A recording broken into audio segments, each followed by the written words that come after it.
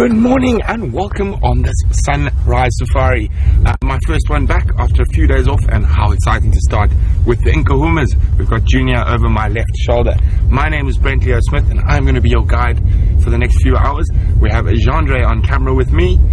We have Jamie and VM in the other vehicle, and we have Tara and Nikki in final control, and Scott and James out on tracking team. So what a great way for me to come back to lovely lions, and thank you very much for all of those who let us know about the lions here on the waterhole. Scott and James were actually tracking them around our camp when we first found those tracks. And also thanks very much for all the updates on Arethusa. Unfortunately, there's a gremlin in the Arethusa aerial at the moment, so we are unable to broadcast from there. Hopefully it will be fixed at some point during the drive, and we can make our way over across there to see what's out there. So, for those of you who might be new, we're on a live safari sitting next to lions. Hopefully they're going to move. Very cool weather this morning. It's 14 degrees Celsius, and that's 57 Fahrenheit, so quite nippy, which is good to spend time with cats. They're going to hopefully be on the move and be quite active. And I know you were with them with Scott yesterday when they killed that zebra foal, and that's not a very big meal, so there is a strong possibility they might hunt again. We're just going to move around so we can have a look at the rest of the pride that are lying up just in front of where young Junior is at the moment. Oh, and they're on the move.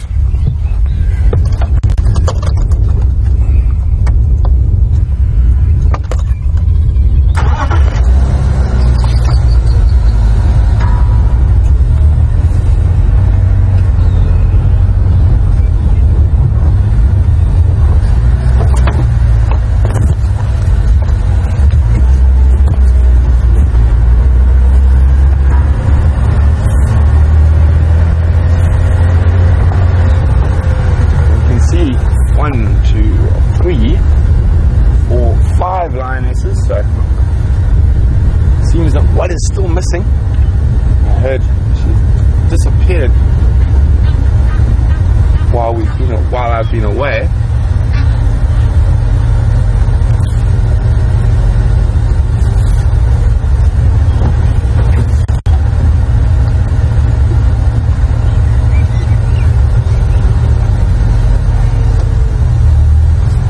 And thanks everyone for the welcome backs. It's great to be back. And quite fitting that the picture I posted before the safari this morning is of one of the Nkuhumas lionesses. That without even having to work too hard this morning, we've got a pride of lions.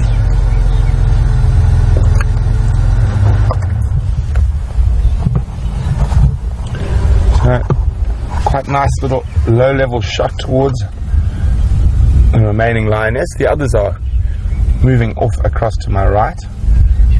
Quite sure she's going to join them shortly.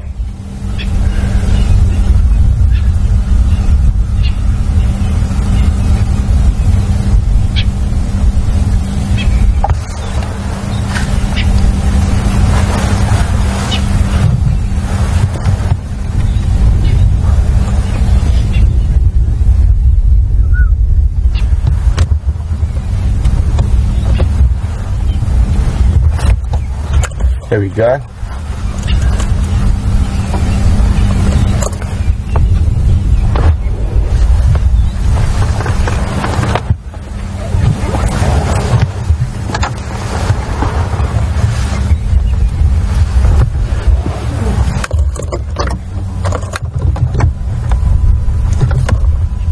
Okay, we're going to join them. Junior, I'm sure, will follow suit when he feels the need.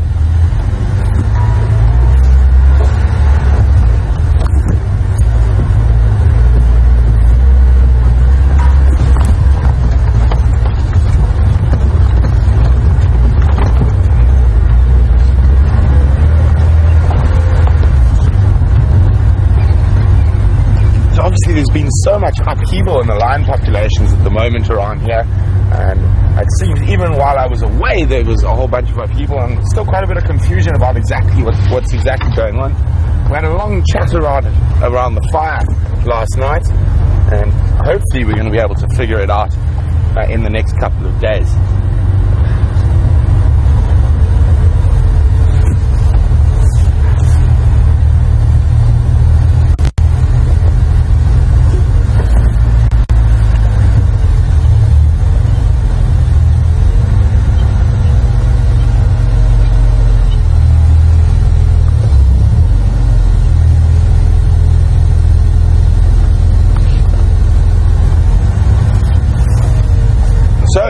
speaking of lions and whereabouts they are, thanks very much to Dan on Twitter, who said the Birmingham boys were to the east of us in Coral Cam, and they left at 5:30 a.m. this morning. So as the crow flies, that's probably around 11 kilometers or so from where we are now, and hopefully the Nkuhumas don't walk back into them again.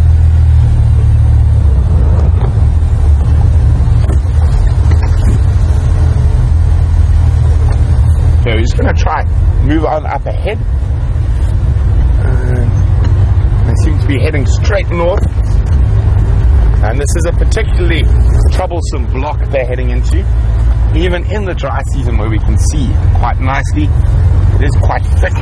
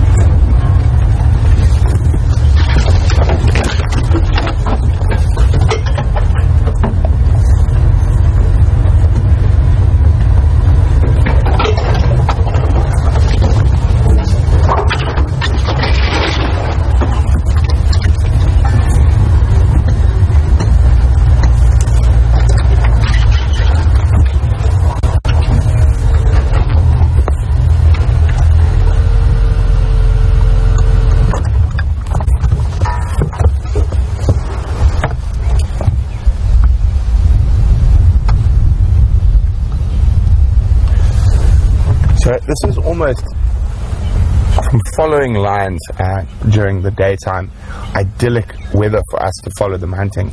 Even though they did eat last night, amongst this many lions, the zebra foal isn't really going to go too far.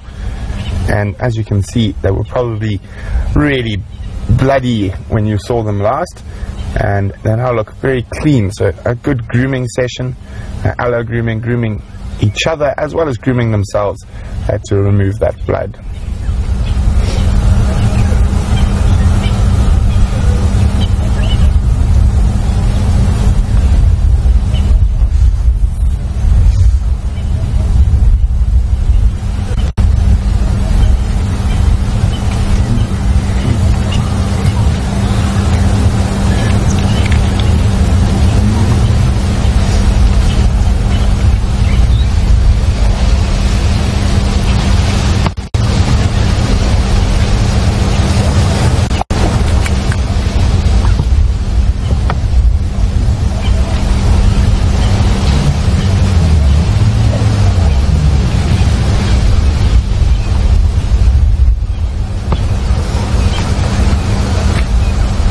So while we stay with the Nkuhumas on the move, we're going to cross across to Jamie, who's with our other apex predator here at Juma and Arathusa Private Game Reserves, and we'll be back with the lions a little later.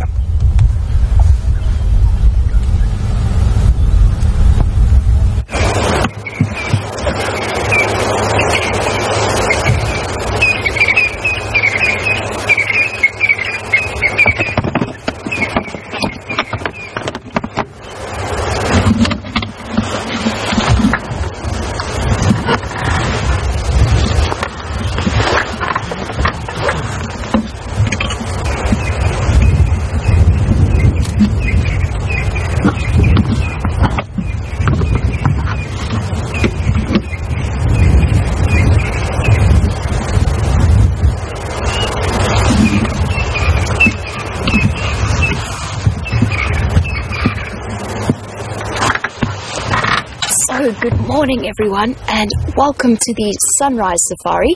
For those of you who don't know, my name is Jamie and I am back from a wonderful and very relaxing leave that I spent with my family, and I have VM the wildebeest on camera with me this morning. Very chilly and cold Sabi Sands.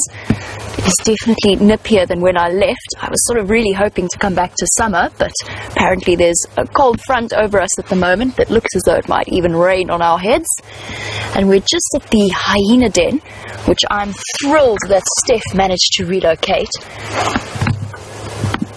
It's been a long time since I've spent any times with my favorite spotted carnivores. And the den is active. It's a much trickier den site than their old one up on Philemon's cut line. It's very, very thick in this block. May have to do some repositioning. See if we can see the others. There was a cub sticking its head out of that hole a little bit earlier, but it appears to have gone back inside. It looked like the youngest one. And I can't believe how much it's grown in the 2 weeks that I've been gone.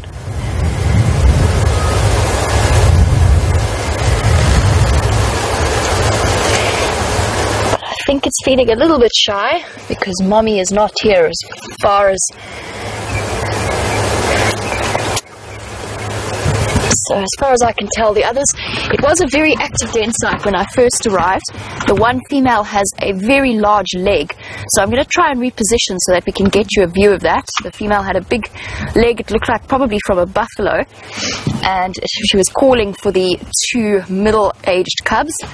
Let's see if we can get them. They just went over the top of the den as we linked back across from Brent.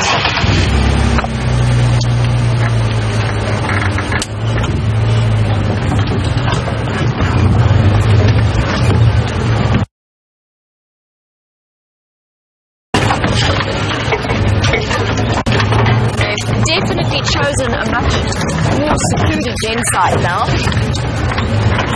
Very tucked away in here.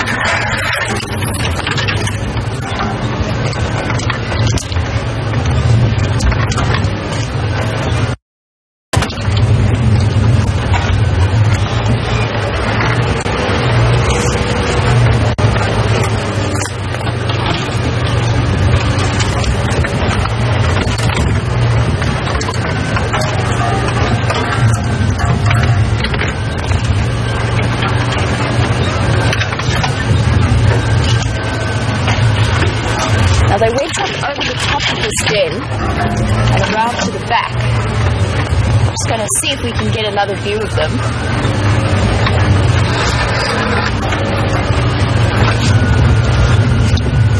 There we go. You can see them on my right.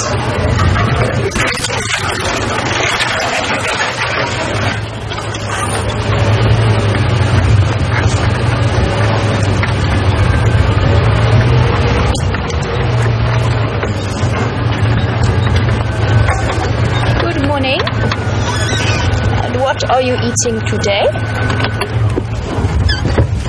Okay, now seeing it a little bit closer, it definitely doesn't look like a buffalo leg. Maybe something like a kudu.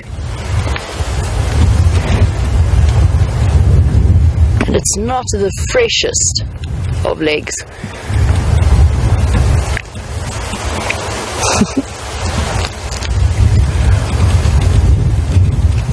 You can see now these cubs are going to start shifting to supplementing their milk diet with solid foods, and they'll still continue to suckle for the next 6 or so months.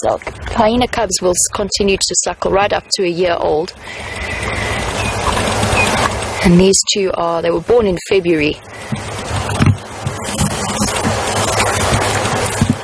So they're probably just over 6 months.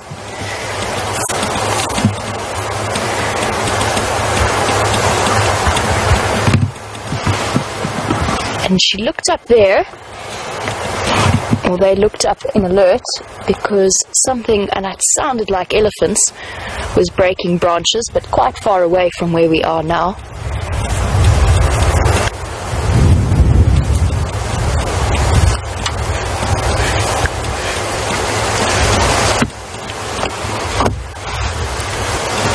Absolutely phenomenal to see, even in the space of not just the 2 weeks I was gone, because it took us a while to locate the hyena den, so it's probably been about 3.5 weeks since I last saw these cubs, and they really have grown incredibly in that time.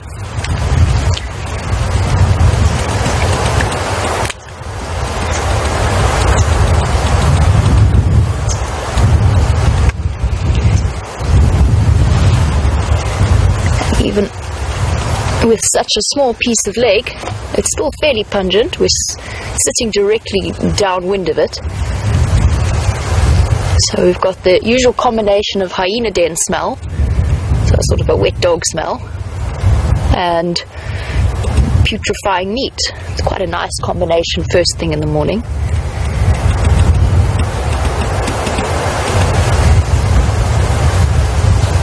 And I always find whenever I go on a 2-week leave cycle, as wonderful as it is to see my family and spend some time with them, it always gets to the point right at the end where I'm very keen to get back into the bush.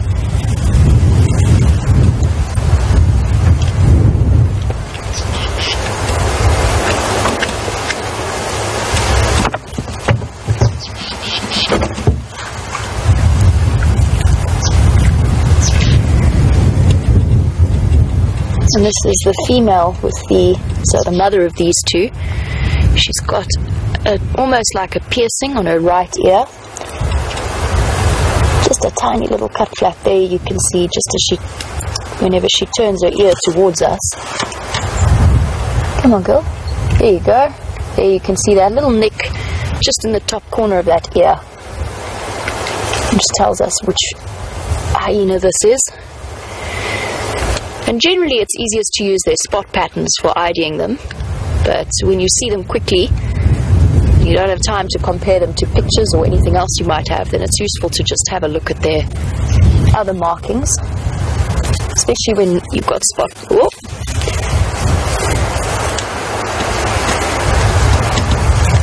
Not too sure what that was about.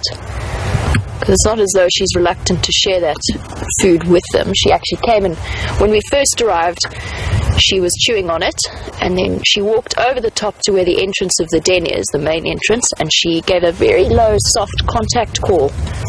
And these two came popping their heads out and running after her over the top of the den wall.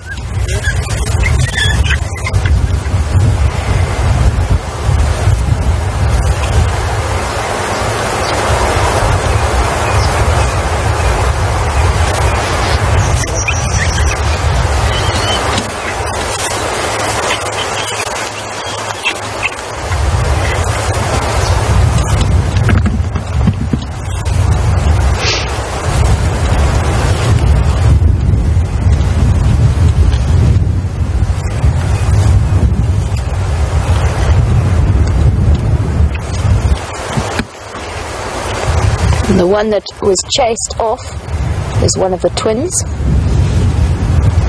So the middle age of the 3 sets of ages that we have at the den site.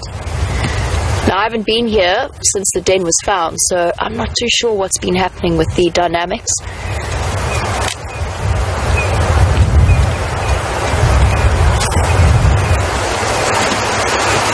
The cub who's feeding with the mother does look to me to be one of the other twins, but slightly bigger. I can't see the nick mark on the back end that was very characteristic of the oldest cub of this group. So I think this is the twins, and it could be that this one, because it is bigger than the other, could well be a female. So it could be a female-male set of twins.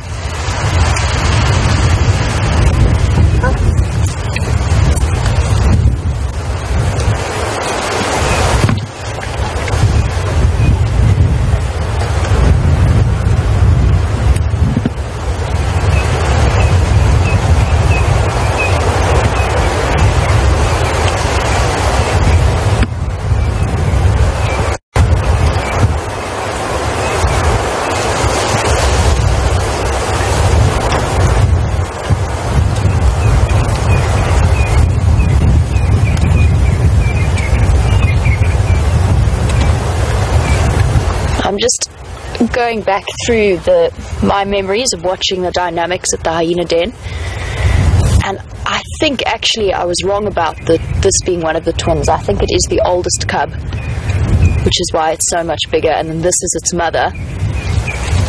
But then where the other twin is, I'm not too sure. Might still be in the den, but that would explain then why the other one was chased off. I'm just trying to think. This is quite a young female, and I seem to remember the mother of the oldest cub did look a little bit younger than the others.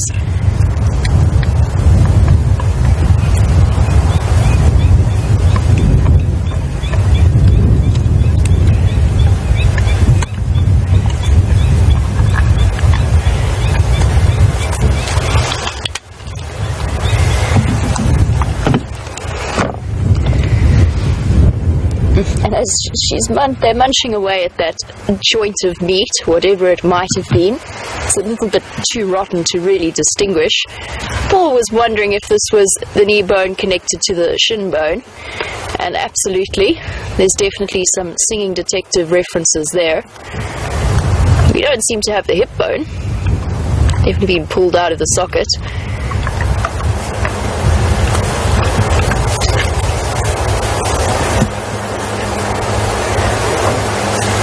Just grabbing the little bits of bone, and those legs will have lots and lots of little pieces of bone. Obviously you get the big long bones, the tibia, the fibia, and then the femur that they're gnawing on, but there's also lots and lots of little bones like the one that the cub's got now, and those will be the metatarsals, the metacarpals, tiny little bones that have been reduced to create that ankle joint that is so high up on antelope. It makes a very good chew toy for a young hyena, nice and small. You can start practicing that crushing technique that they have.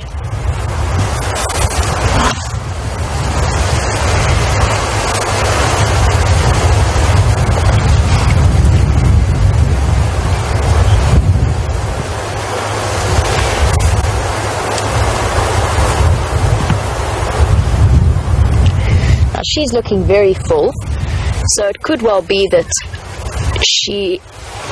the hyena clan killed whatever animal this is, and she's already snacked on it. Although, as I said, that leg is looking fairly old.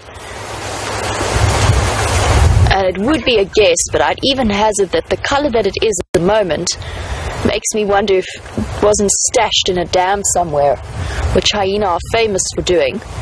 They'll actually drag their kills into a dam and lie on top of them for a while and let them rot a little bit, nice and soft, and then munch on them. That's a guess, but that leg is a very, very funny color. When we first drove in, I actually thought it was a stick.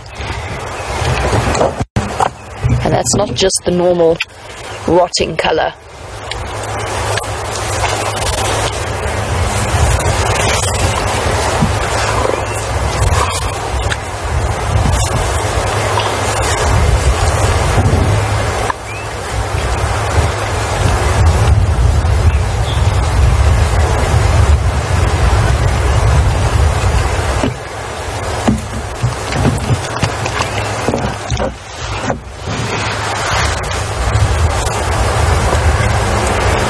We've been watching the dynamics of this hyena clan for a while, and we can see her munching away on that joint there. You can see what I was talking about earlier about what color that bone has taken on. It's a sort of a horrible grey color, and we can only imagine that if we were to eat something like that, how incredibly sick we would be with food poisoning.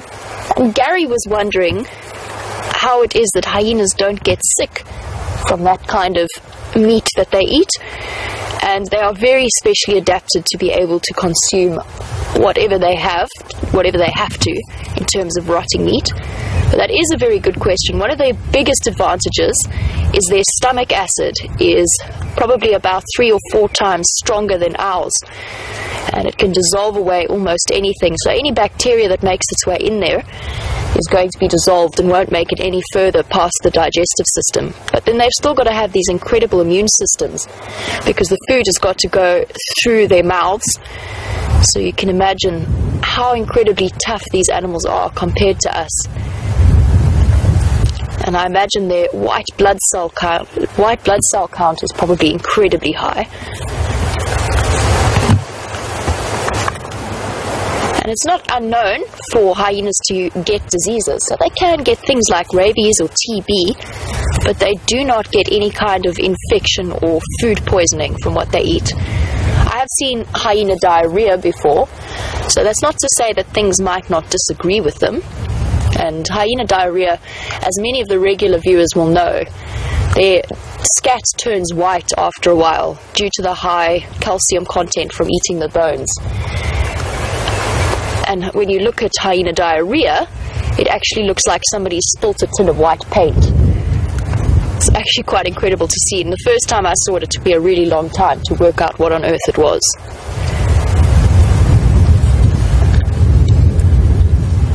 Now the two little cubs are still not that interested in really eating meat as a primary part of their diet.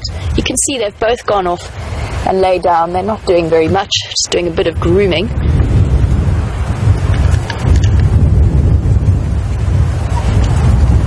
And they're getting to the age now where we can start to think about what their sexes are. It's very, very difficult to tell. And I know that Lisa was wondering about this little one in front of us, and whether or not it's a male or a female. So I mentioned earlier, I think this is the oldest cub. I have been away for a while, so it gets a little bit more tricky to tell. And as we're looking at it, Lisa, it's going to be very difficult, especially because it doesn't have a sibling that it interacts with. They've lifted their heads up, they're watching a hyena that's coming in. We're going to see, hopefully, some nice greeting between them, depending on where this hyena goes. Sorry, Lisa, I will get back to your question. I just want to see what happens here. Stuck out of the way. Whoop, there we go.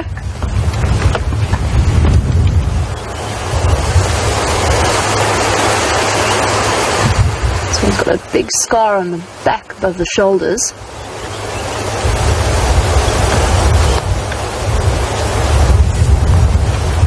And what looks like a fresh cut on its neck.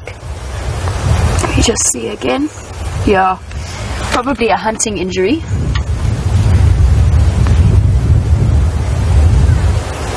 Approaching very, very cautiously, but I think it might be mommy of the twins. There we go. That's definitely an affectionate greeting. Having a sniff at what was probably happened sometime during a hunting experience. Oh no, maybe not mommy, but definitely a submissive adult, submissive even to that cub, and not interested in coming any closer to investigate that leg. So definitely a submissive, quite low-ranking member of the clan, not sure which one, although sneaking around the back to come and have a look. Let's see where it's going. Oh yeah, it's coming around this side. You can see that body language as it's come in, tail down and ears back quite a bit, and approaching very, very cautiously.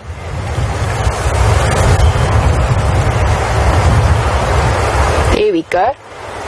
Perfect example of a genital sniffing greeting ceremony between hyenas.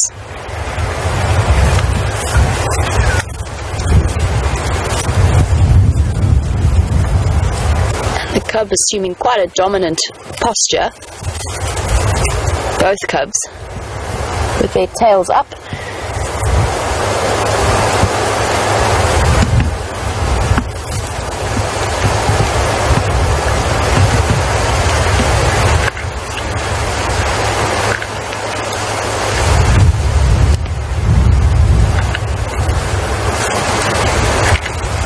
Still a very friendly greeting. Completely ignoring the other adult female, looks like, with the leg. Not interested in following up on that. And off she goes, and it's almost definitely a she, into the bush, possibly to go and look for some more food. As I said, there's a bit of a scratch on her neck, but nothing serious, but probably something that was acquired during a hunting experience or something along those lines, or maybe even just running through the bush and hooking it on a thorn, but it's not deep. And she's gone off now and disappeared, so let's see what these ones are up to, and let me see if I can get back to Lisa's question about the sex of the cub, the oldest cub. And as I mentioned before, it's very difficult to tell, and I know a lot of the regular viewers will be familiar with the fact that all hyenas either have a penis or a pseudo-penis in the case of the females. And what we start to look for is differences in the shape of the tip of that penis. With the young males, it's slightly more rounded. It gets easier once a female has given birth, because they do give birth through that passage. So it tends to split open and assume a very different shape to that of the male. But at this kind of age, it's very, very difficult to tell. The testicles haven't dropped yet, and the nipples aren't very developed, so it is still very tricky. And as I've mentioned several times before, the best way is probably to watch their dynamics. The difficulty with that, though, is that cubs also inherit the status of their mothers. So although a male will always be lower ranking, it just complicates things just that extra little bit. Now, we strongly suspect that the youngest cub, which is the cub of the matriarch, who we haven't seen this morning yet, is a female, and that's just judging by the behavior. But it is a guess, because she could well be as dominant as she is just because her mother is the matriarch. And hyena cubs, as with any little animal, any baby animal, have to learn their behavior and where they stand in terms of social ranking.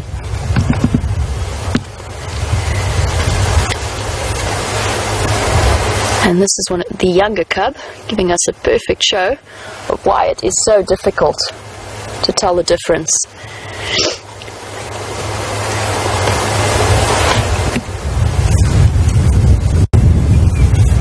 My guess, having just had that brief glimpse there, is probably that this younger one is a male, just looking at the shape. And not welcome. And Mom's just made it clear that that little one is not welcome to join in chewing on the bone.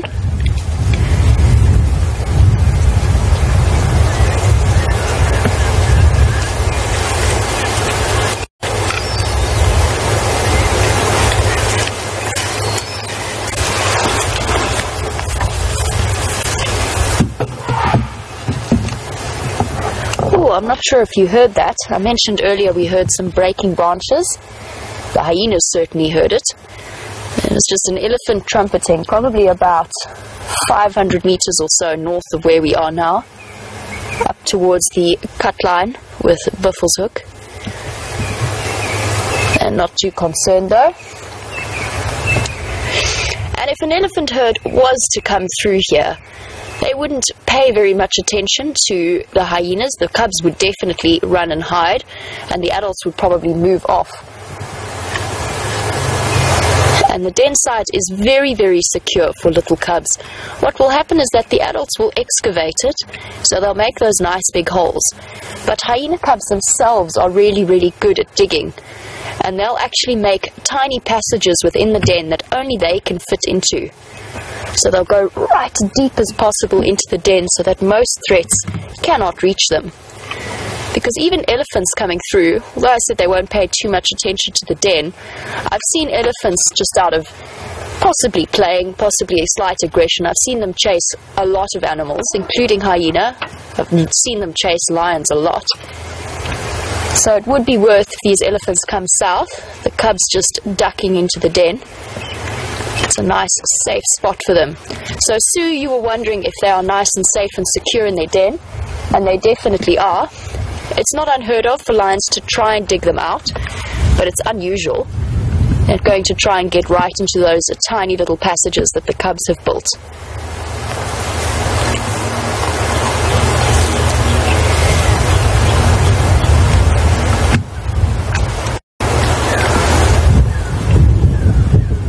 And as we've seen with these hyenas, it's one of the amazing things about these live safari, is that as far as I can tell, although I haven't seen the other twin, but in the time that I've been here, all of the cubs are still alive.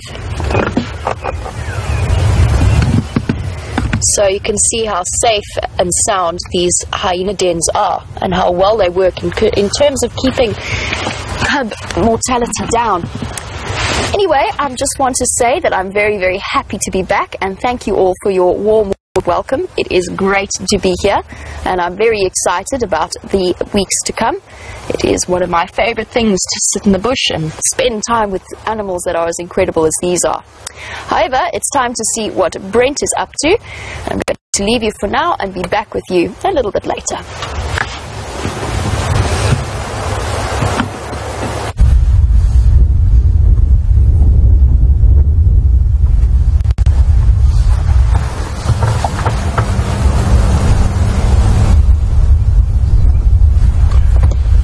Welcome back, everyone. It sounds like you've been having an incredibly exciting time with Jamie at the Hyena Den, and lots of activity there, a lot more activity than we've got here.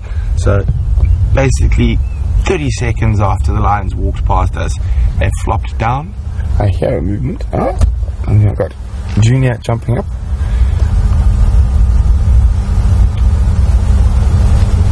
And it is a grey morning, but definitely not a dreary one.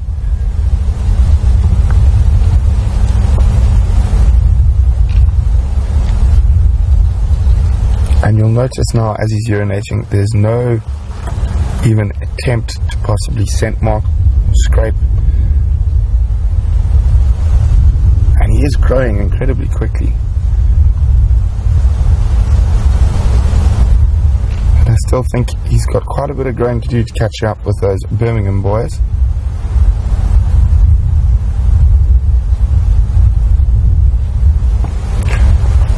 So while you've been gone, I got an update. All four of the Birmingham boys were seen this morning at Nkoro, and then there is a report of one male lion, a young male lion, so it could be one of the Birminghams, with a lioness somewhere to the east of us on Torchwood. I'm not sure who that could be, possibly, and I will keep my ears open, and hopefully we will get a bit more information on that a little later.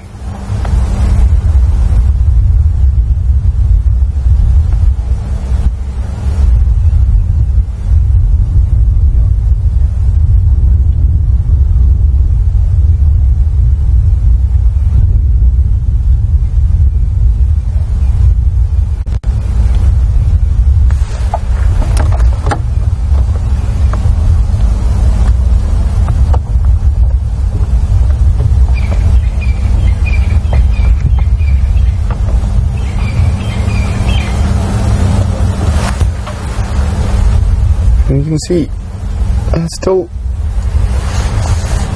a few of them are still quite alert, even though they are resting.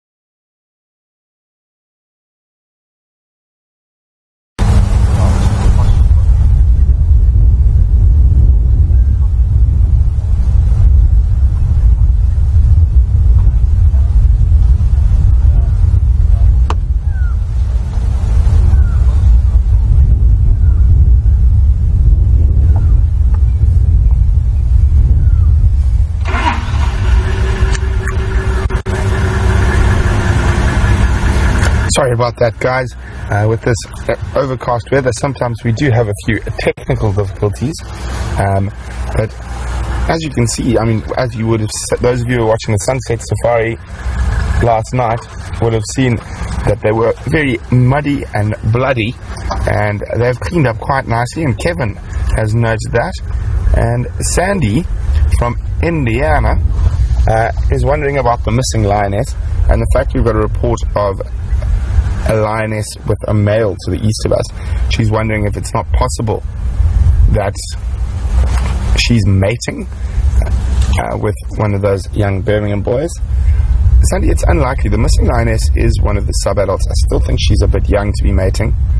I don't think so. I mean, it's not impossible. The animals do things that we have no understanding of quite often, but I do not think she's old enough yet to be mating.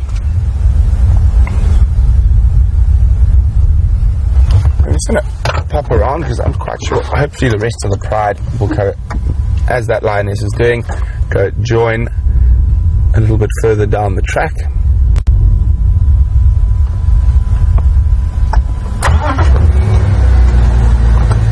So continuing on with that missing lioness, and there's a couple of possibilities about where she could have gone or what's happened to her. Of course, there is the very sad possibility that she has been killed by other lions, and at the moment that is quite a strong possibility. The other is that she's just got lost, and it would be trying to find the pride. And with the Birminghams around, we saw that when Junior and one of the lionesses were separated, they weren't vocalizing, so they weren't roaring to relocate each other, because that roaring will obviously attract the attention, unwanted attention, of those Birmingham boys. So it makes it a little bit more difficult for them to find each other.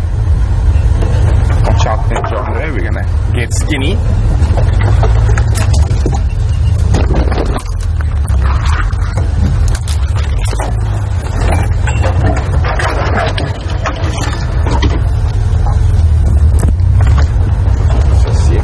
Around the head of them.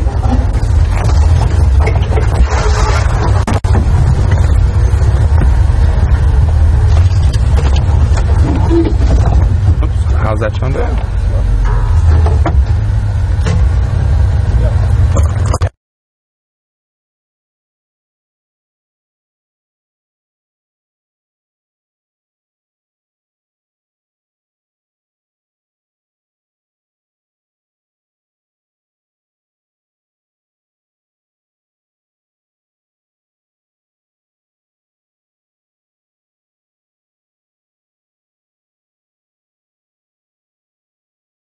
Vehicle as well, a couple of twigs. Cool. Just all lying down, they all went to sleep, so we're going to move on and see if we can find those elephants that were shouting a little bit earlier. They didn't sound too far away, so hopefully they're not across the Nkuhumas boundary. Definitely almost exactly to the north of us.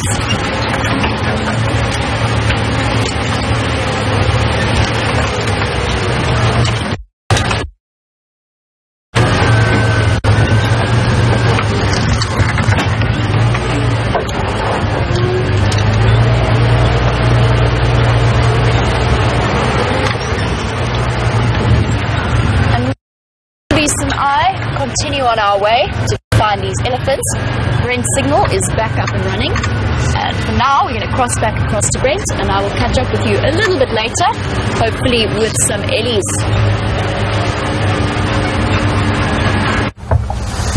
Welcome back, everyone. Again, sorry for the gremlins. I think it could have a lot to do with this thick cloud bank above us. And while we jumped across to Jamie for a few minutes, we're chatting about the missing lioness, and there's a report of a lioness with a Birmingham boy in Torchwood, and Paul was wondering, could that be the beginning of forming of a new pride? Paul, again, it could be. I don't know which lioness that is. I think it's very unlikely that it's the young Nkuhumas sub-adult. I would say she's too young to be mating, and probably not a good idea to hang around the Birmingham boys, even one of them. But it's unlikely. It could be a female from somewhere else, and I will try to get hold of Craig and see if he knows where that lioness is from.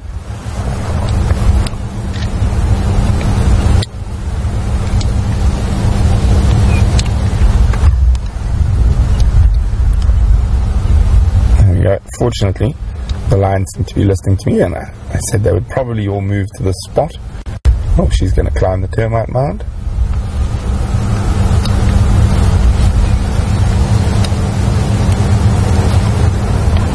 You can see how she slants her back and tries to hide.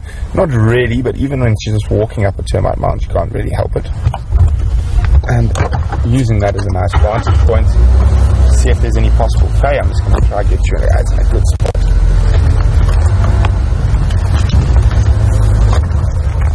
Go. It's quite disconcerting having a lion look down on you.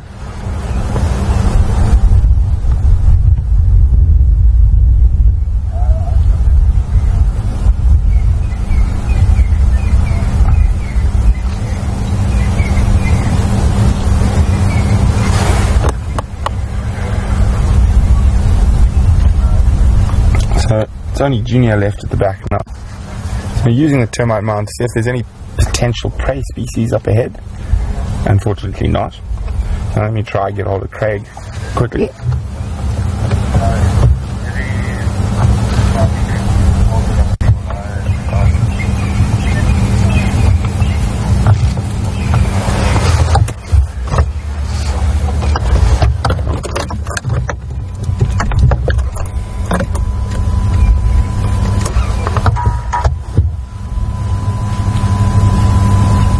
And flop.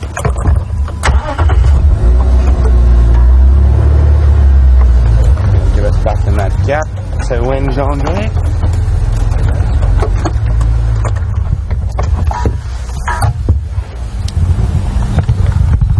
Craig.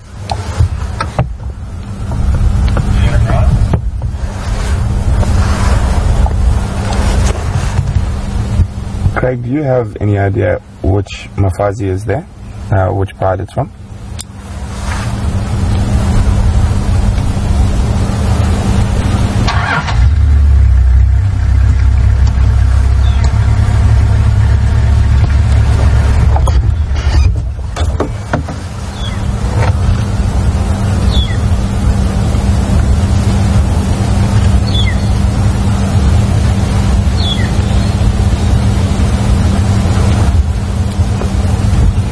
Sorry, but it seems like the weather is playing havoc with our radio comms as well.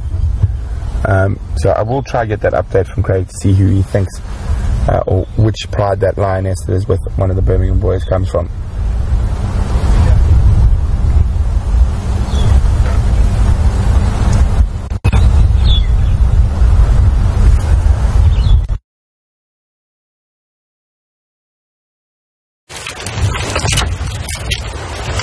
Welcome back, and again we apologize for poor Brent's signal issues, but as you can see, we did indeed find the elephants fairly quickly, probably about a minute after I last saw you.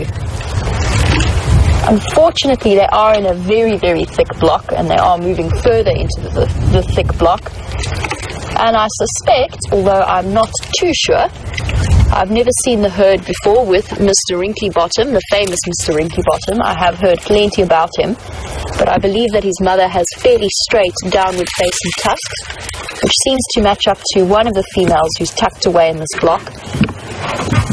She's right at the back there, and as you can see, it is a thick block.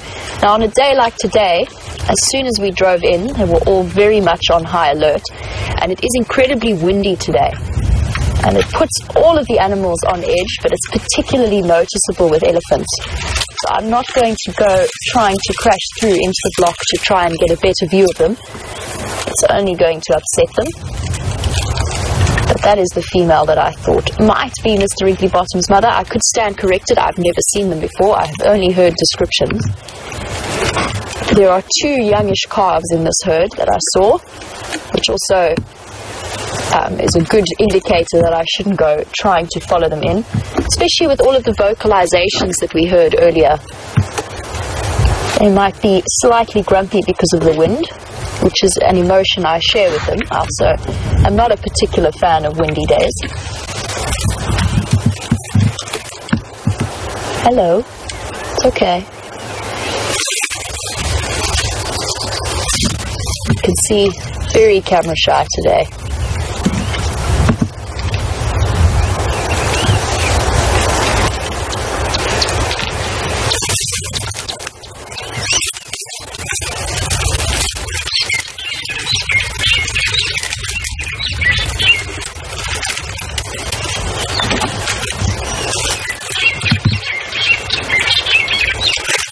Lots of drongos shouting off in the distance.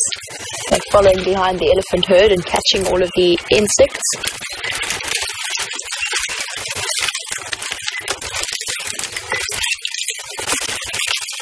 Oh, and that weeping waffle, or the toilet paper tree, Cultiforum tree, is taking a serious beating.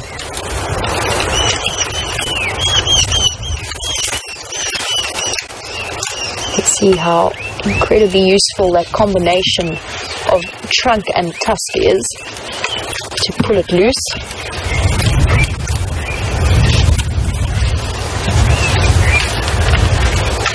And then putting it into the mouth, probably after the bark. So we'll probably see it come out the other side, stripped away of the bark layer. It's amazing to see how coordinated these elephants are in that respect. There you go, it's starting to appear. And just shaving away the bark. Nope. Needs to reposition.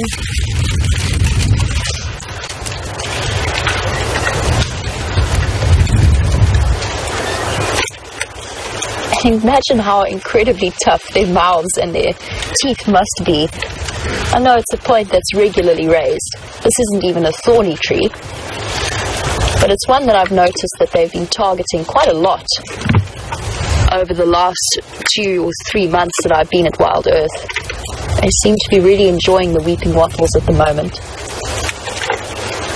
And this is some of the driest, not the driest I've ever seen the bush, but it is fairly close. I went back to visit the reserve that I used to work at when I was on leave, and the rivers that usually have a little bit of water in them still are completely dry. There's not even some wet sandy patches, it's just sand. And I also went down to Natal, so the coastline of our country, and even there it is probably one of the driest I've ever seen it. So the illies have to work a little bit harder to find the nutritional value they need in the food.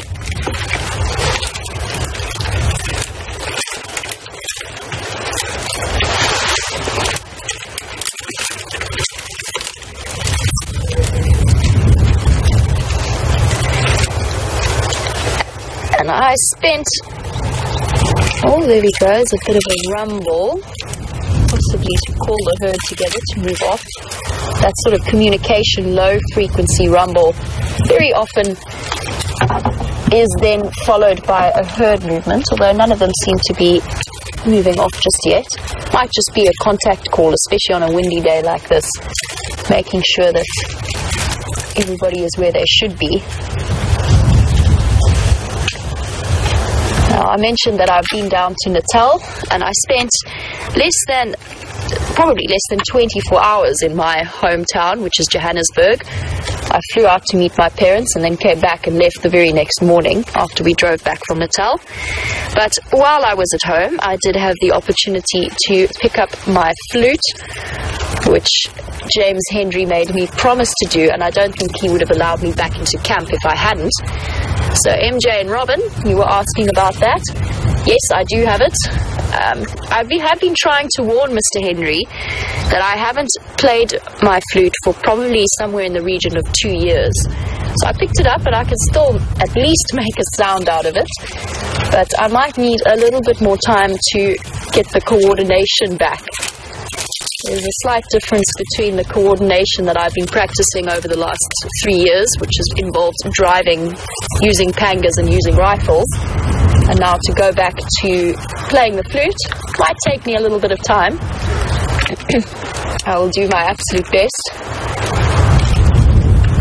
And as I'm sure you can imagine, it is very intimidating to play along with somebody of Mr. Henry's talent.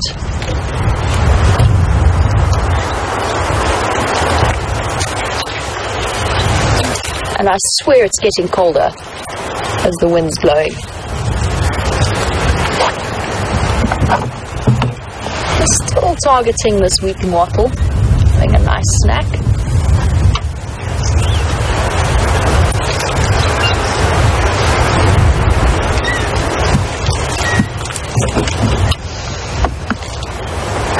Now we've been sitting with this young Ellie. Looks to me like a young female. Oh, you can see how heavy the sky looks. I really feel like we're about to be rained upon. So let's have another look at this female, because Kevin's picked up something that I didn't. And Kevin was wondering if this Ellie might be pregnant. And I just want to have a double check. I didn't notice, but the stomach does seem to be... Now, elephants carry their pregnancy very high up, so it doesn't hang low where you might expect it to. creates that bulge up the side just in front of the hip bones. And this individual definitely has that. And Kevin, that was very observant. I think you might be right. Could well be. Maybe in the next few months we will have a new addition to this herd.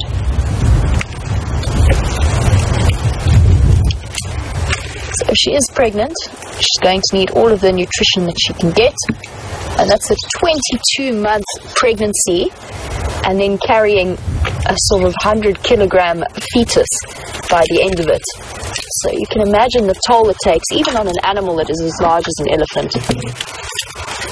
It's a physically demanding process, and they invest a lot of time and energy in the upbringing of their little babies, which to me is one of the reasons why I find baby elephants one of the most special animals to spend time with. Baby elephants and baby rhino, I think, are probably my favorite young animals. They are so entertaining.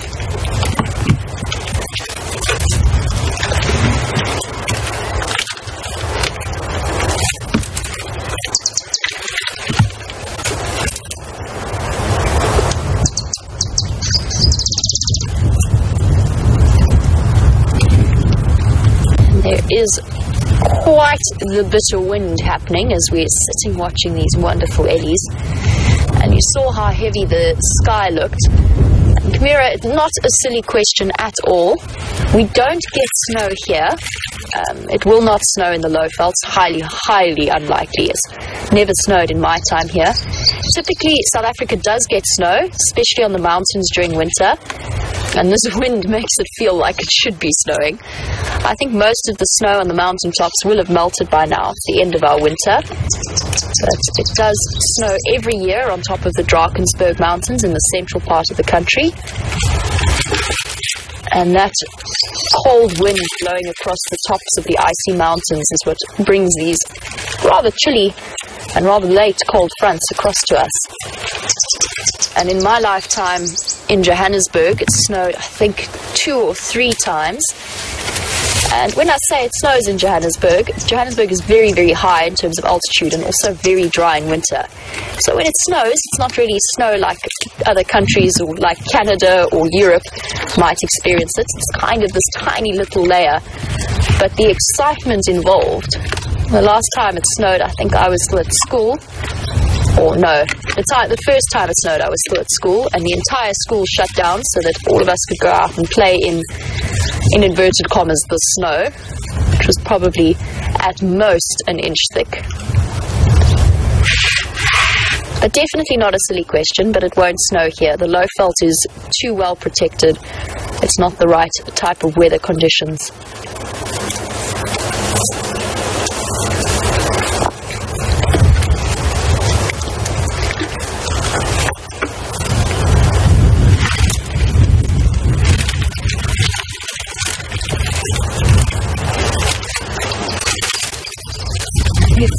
This little female has been given us quite the demonstration on feeding. I'd like to just sit and watch her for a moment, listen to the sounds of her crunching and the wind blowing.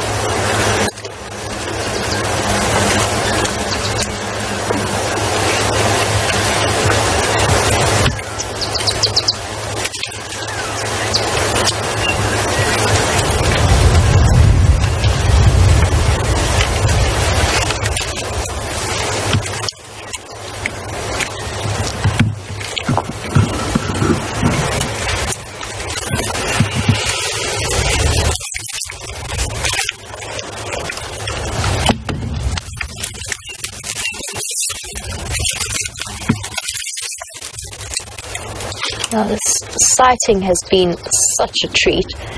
At least we've had one Ellie who's nice and visible. However, most of the herd have moved off into the center of the block. And from what little I can see of them, they look like they're going to sleep. They're just standing very, very still, barely even feeding, although this female is still crunching away. Now, I know that there has been lots of excitement as to what happened on the Arathusa Dam camera last night, and a big thank you to all of the viewers who have shared that information with me. I was pretty much dead to the world last night. I would never have known otherwise. But the viewers are telling us that it looks as though Shadow made a kill on the camera, killed a diker, dragged it under the deck, got Madiba, as he is now known, then got chased off possibly by hyenas, and there was some drama between hyenas and the hippos.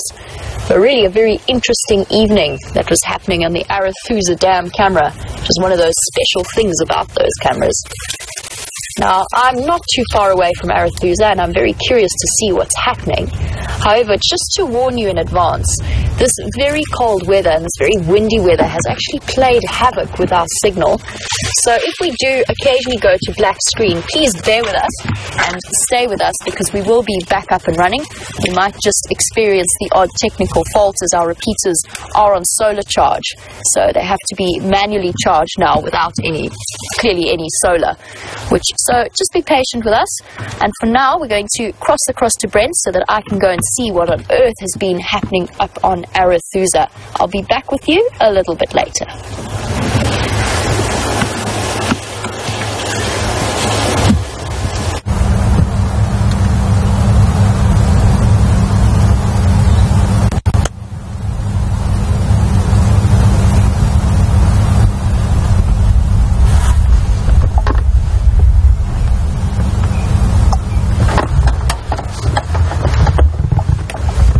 So we're still here with the Nkuhumas. Again, we apologize for the gremlins at play, but this weather is going to play a bit of havoc with us. As you can see, the wind's picking up now. The lines have not moved very much at all, and one lifted its head very briefly, then plonked it down on the rump of the other. And quite a cute little shot, so we're going to have a quick look at that.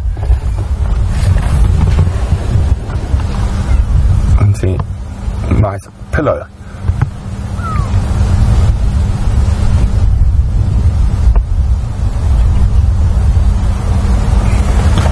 You can see one lioness in the back, his head up, and she might have heard something down towards the waterhole. She's staring in that direction. Junior's lying off to the left, but I don't think she's looking at him. We can't see anything, so I think she probably might have heard something, or she's seen something moving at a great distance on those open areas opposite the waterhole. I'm just going to try to grab my binoculars.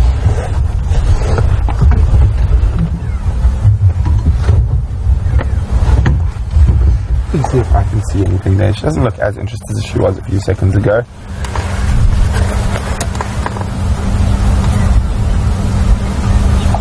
No, I can't see anything. Maybe she heard something.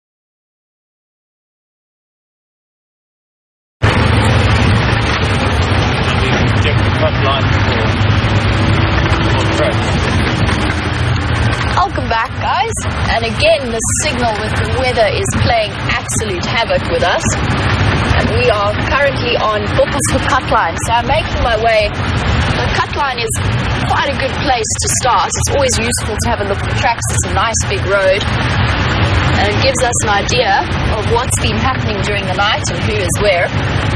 Although it does sound like most of the lions in the area have been accounted for on other properties apart from the Nkuhumas. I'm just double checking. It also gives me the opportunity to move quite fast down the cut line to see if we can find out what's been happening on Arab. Oh, hello. Sorry, little one. Oh. Baby giraffe just popped out into the road. Where's your mommy, little one? Let's see if I can sneak forward just a fraction so that we can have a clearer view. Quite a tiny little youngster, probably about 3 months old or so. It's okay, little one, I'm not coming any closer. Ah, there we go.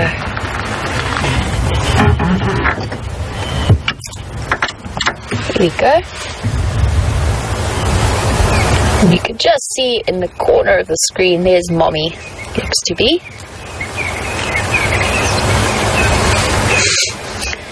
And what a nice surprise.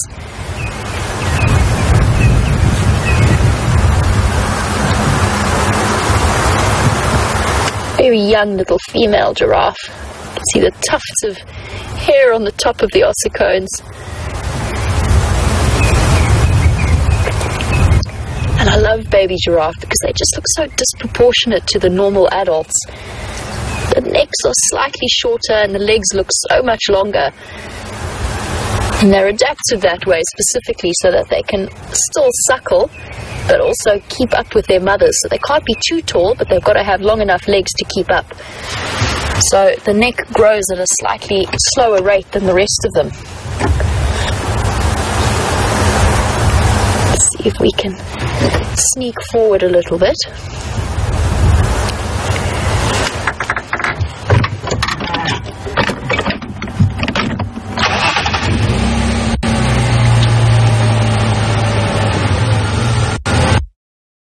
It's very common to see the mothers of young giraffe feeding slightly further away from their babies. And I've read theories that state that it's just a good obviously open area like this where the little ones are very clearly visible.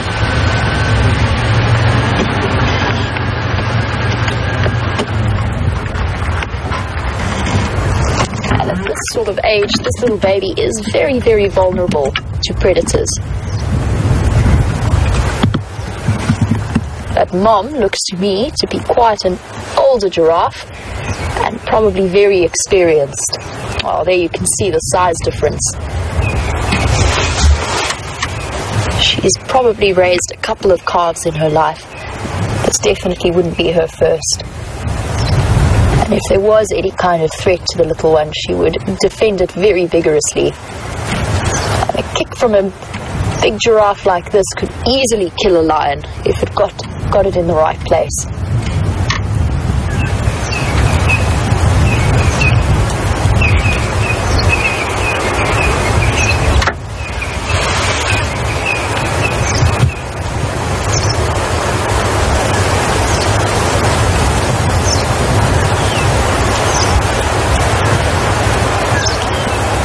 See, the calf is very alert, just listening, probably actually listening to the elephants crashing through because it's looking in that sort of direction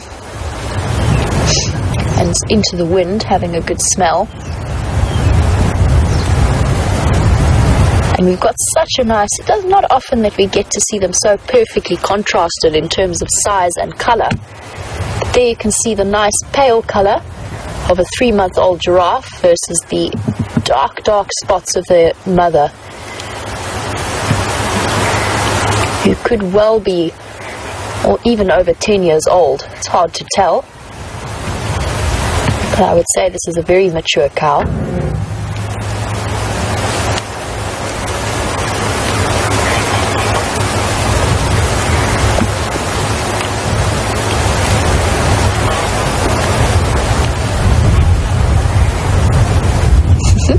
Hello, little one. Oh, you're so cute.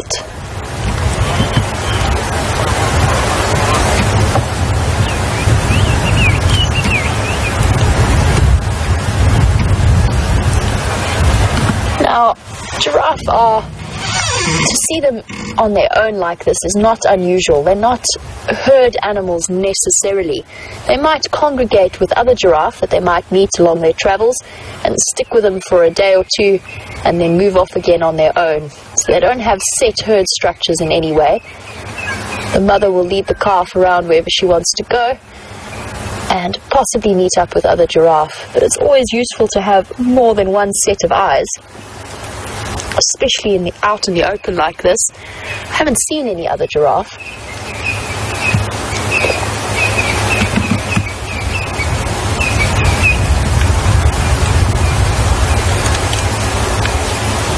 And as we've seen already, that baby is starting to eat solids. It's important with all the baby antelope species that they grow very quickly and that they shift onto solids as fast as possible.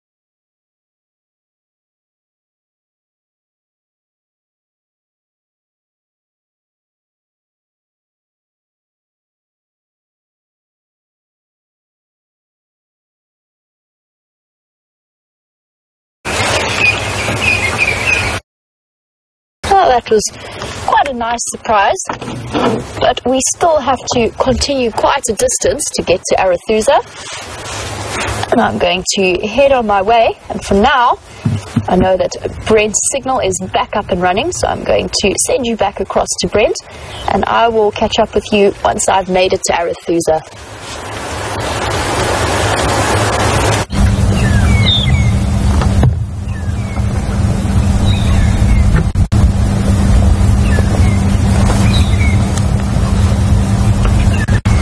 Welcome back, everyone. As you can see, the only movement is that lioness's head falling off her pillow, but she doesn't seem to mind too much. Her other lioness is still up, still looking towards there. I've had a few looks with my binoculars, still can't see anything.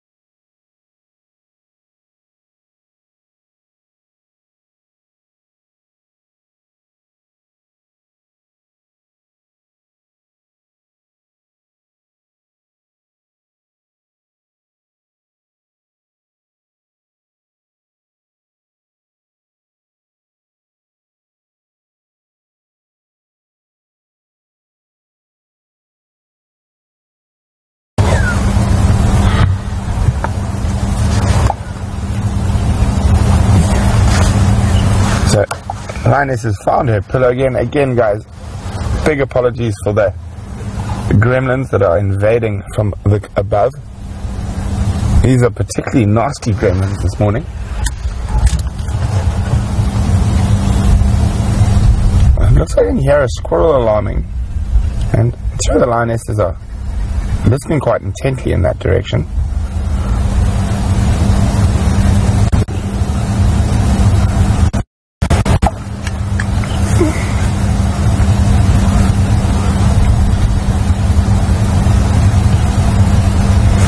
So, for those of you who were watching the sunset safari with Scotty D yesterday, and were lucky enough to follow them while they were after those zebra, Anna Marie is wondering how far we are from that position.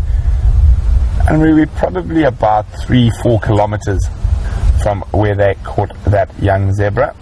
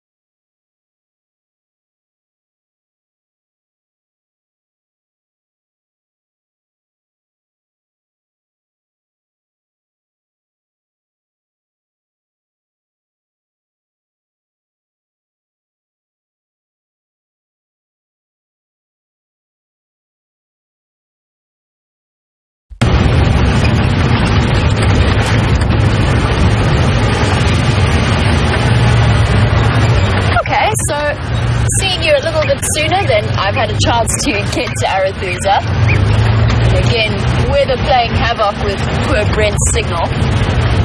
And I swear it's dropped about 10 degrees since I first started this morning, especially now that I'm driving a little bit faster to try and get to Arathusa. I'm trying to take a little bit of a, sort of cut the corner through Djuma because Triple M, the main boundary, is quite a regularly used road, which means that it's full of corrugations. Corrugations are those bumps, little bumps in the road that build up when people travel at high speed along dirt roads.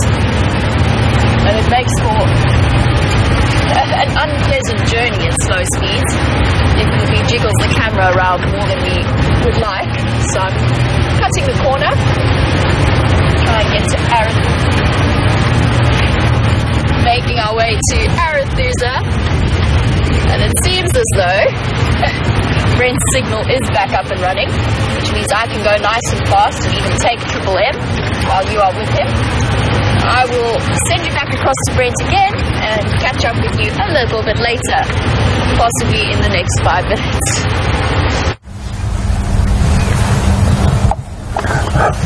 Welcome back, everyone.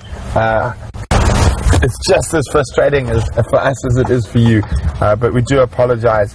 Hopefully our tech geniuses are making a miracle plan at the moment. But we were chatting about where the zebra kill was last night. It was about 3.5 kilometers from here. And 16-year-old Kari from sunny and very tropical Costa Rica would like to know, would they ever injure themselves while fighting over food? Well, Kari, they do quite regularly. Normally it's not the most serious injuries, but it is possible for a serious injury to happen when they're fighting over food, especially if they are very hungry and the kill is very small. So it is possible. I have seen it before, specifically when I saw a very large pride of lions, over 30, fight over one impala. And that gets very, very violent, and they can do themselves an injury.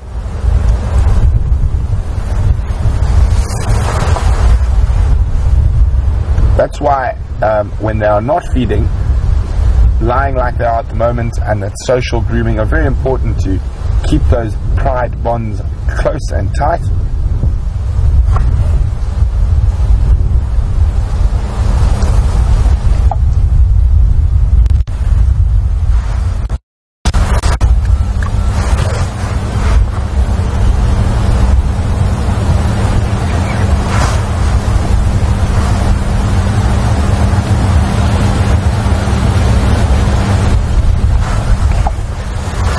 on where exactly these lions are. We found them this morning at the Nkuhumas waterhole, thanks to a lot of updates from you guys who've been watching. And Kathleen is wondering how far we are from the Nkuhumas waterhole right now. Kathleen, probably not more than 100 meters, 150 at the most. We're just to the north of the Nkuhumas waterhole, so for those of you, let me try, well, slightly northwest from the camera itself.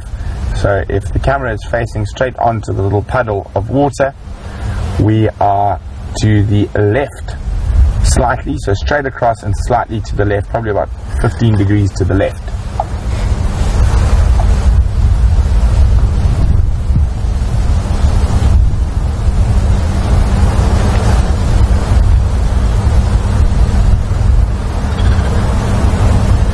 They are looking quite content and they're resting at the moment.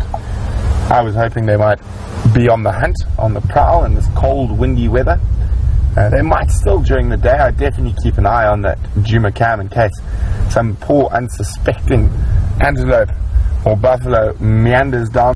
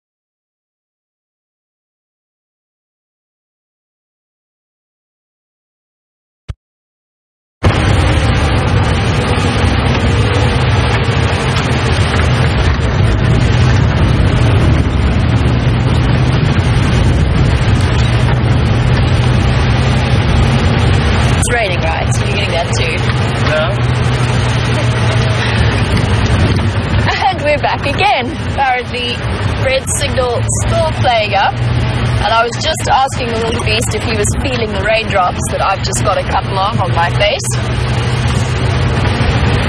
which is good. We need the rain. Would it be nice if it could have held off for another hour and a half? It's definitely a drop or two, nothing too serious just yet. And I'm just on Impala Road, coming up to Impala Clearings. It's always a good place, some nice sandy roads, so great for looking for leopard tracks, with the added advantage that it takes me directly towards Mobthorn Link on Arethusa.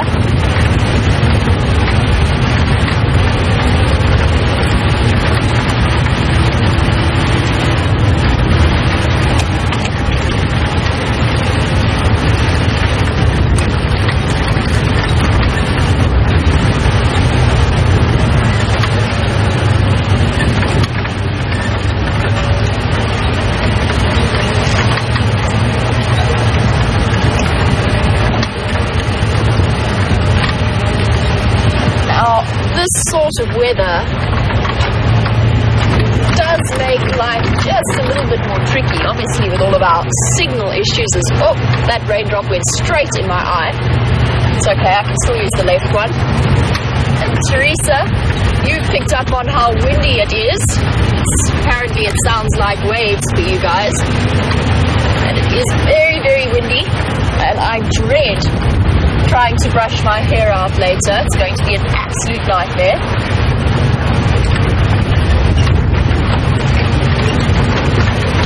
But still beats any day for me in a town or a city, even if it is very chilly, very windy, and the raindrops fall in my eye. Hello, Buffles.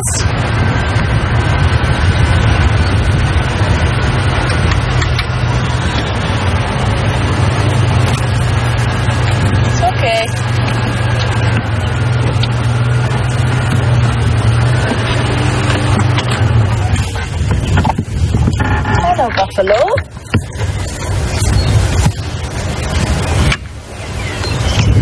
Looks to be...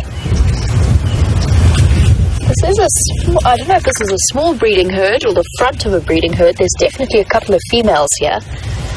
We've got males in front of us.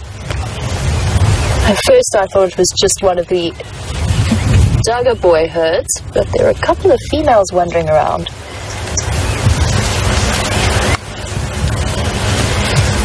And there's a little calf as well.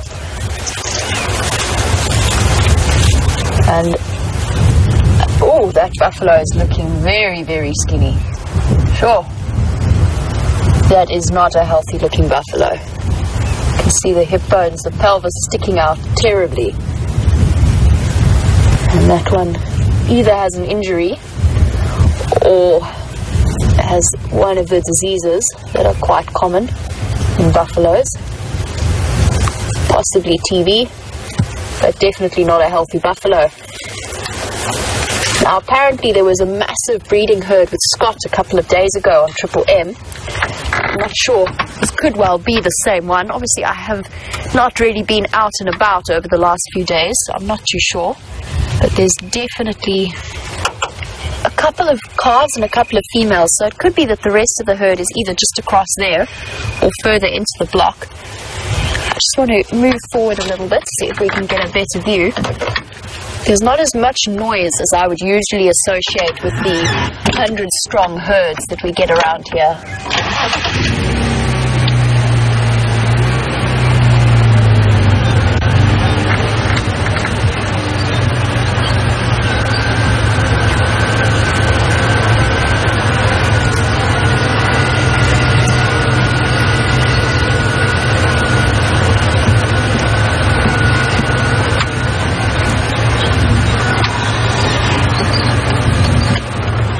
I'm not going to push too much closer. I don't want to startle this sick buffalo more than necessary. Already under huge pressure. This looks like a female to me.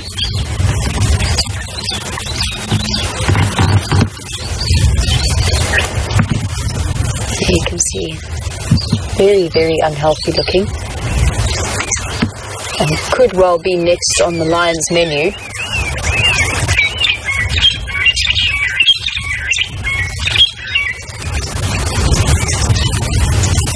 Lots of bird noise. The drongos are making plenty of noise. And so are the oxpeckers.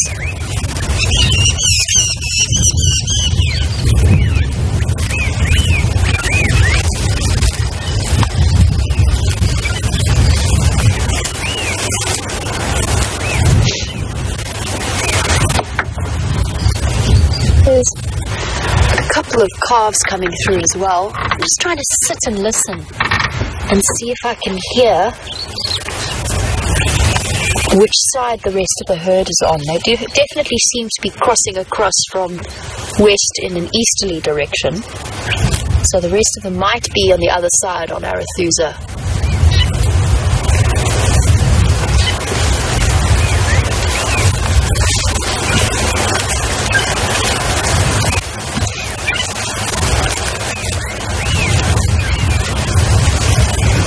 Here we go. Little calf, probably in the region of 3 to 4 months old.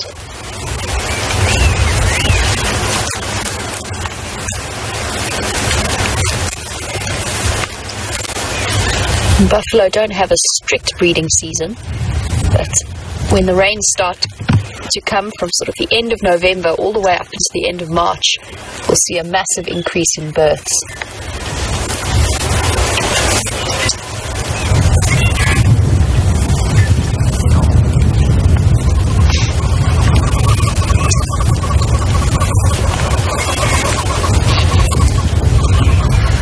I'm hoping that the wind that's blowing that you can hear so strongly is going to blow these clouds away for good.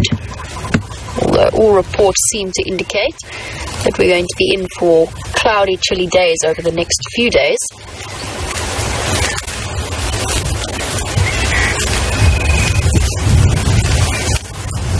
The rest of the herd is probably coming across from Arethusa.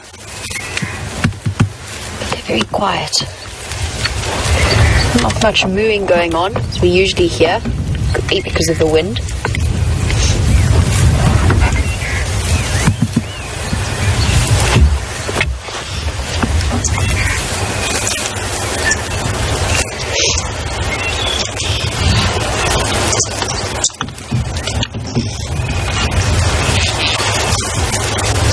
Here we've got a nice, healthy female.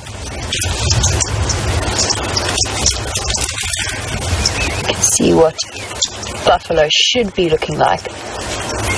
Now, in this area, there's always the possibility that all of these animals carry TB, or tuberculosis.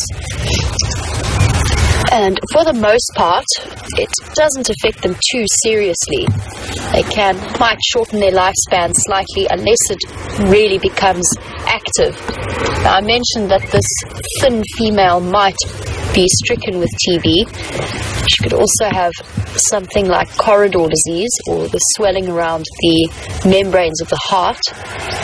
She could also just be very, very old and struggling with her teeth.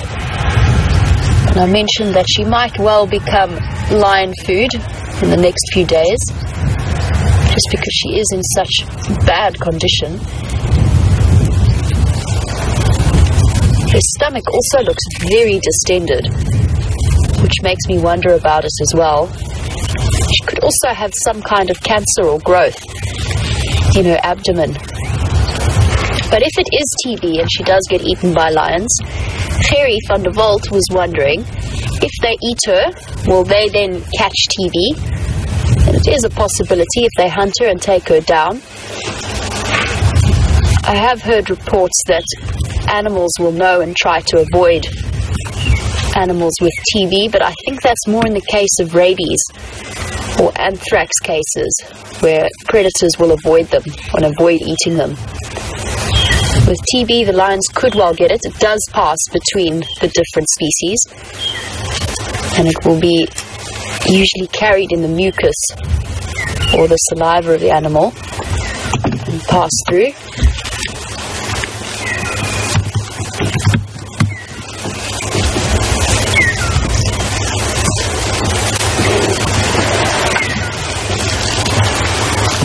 So, Ferry, I hope that answers your question as to whether or not it transmits between lions and buffalo. It will, and it does happen. And there's always a possibility with any of the animals in this area that they may be carriers of TB, might not necessarily be active.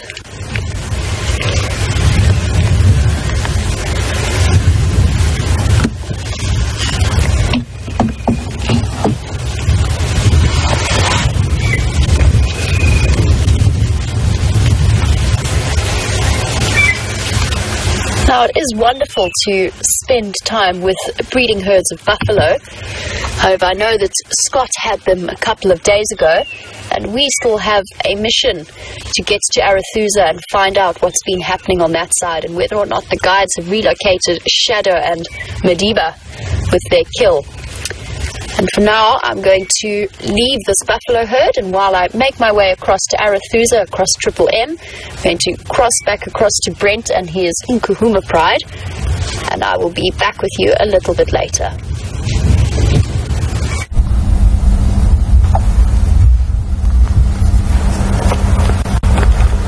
Welcome back, everyone. Again, huge apologies for the gremlins we are facing this morning. We are still with the Nkuhumas, who have not moved a muscle. And we did hear from Tammy, one of our zoomies, that there might be a hyena moving towards us. So I have been keeping an eye for that. Thanks for that update, Tammy. I do appreciate it. But at the moment, the lions are very much flat cats. So I'm going to put it through to you guys. Should we stay or should we go? I'm not sure if they're going to move. We can definitely come back later and drive to check. Maybe we should go see if we can find something out. So you guys send through whether you would like to stay or go to questions@wildearth.tv or use the hashtag SafariLive on Twitter.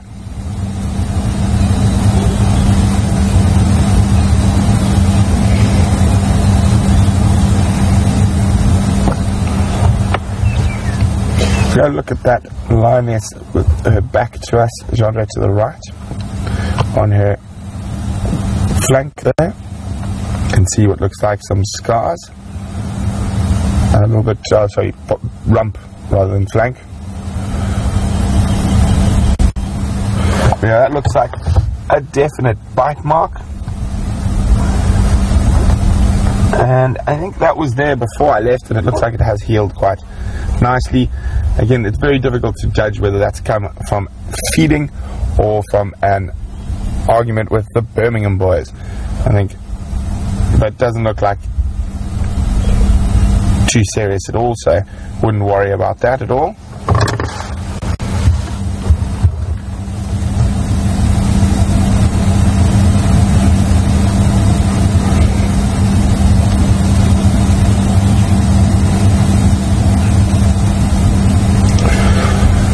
As we can see, these are very much flat cats at the moment, and Angie from Portland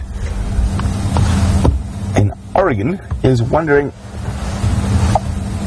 are lions mostly nocturnal? Do they sleep during the day? Do they hunt at night? Well, actually, lions are opportunists. They'll hunt at any time possible, but generally they do hunt at night more than they do during the day, and there's a couple of reasons for this. Well, today is probably not one of those examples, but they have a lot of trouble dealing with heat. So they generally move around a lot more in the cooler times because their body is much better able to deal with the heat. They're unable to sweat, and that is why they generally will rest during the day, and they'll pant and cool down that way. There's another slightly more complicated reason, and that is due to evolution. Lions and humans actually we are what we are because of lions to a degree, and lions are what they are because of us. So lions are the dominant nocturnal predator, we are the dominant diurnal predator. So we evolved to not compete at the same times, and human beings are one of the only animals that is able to run a marathon and deal with excessive heat. So we are able to, by sweating and by putting water on our heads or whatnot, we have a bunch of various methods that we can deal with heat that are not available to a lot of the animals.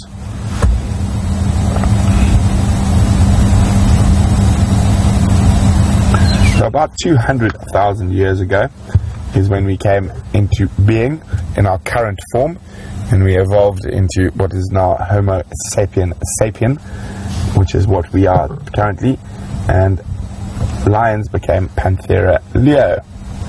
So at that time there were giant lions and saber-toothed cats, as well as giant hyenas, which were about the size of a waterbuck, so completely massive.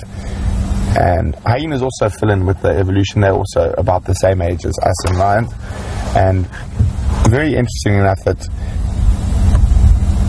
lions became the only social cat because they are competing with us, and also because they're competing with these solitary large other predators. So obviously as a group you had a much better chance of defending against a large solitary predator.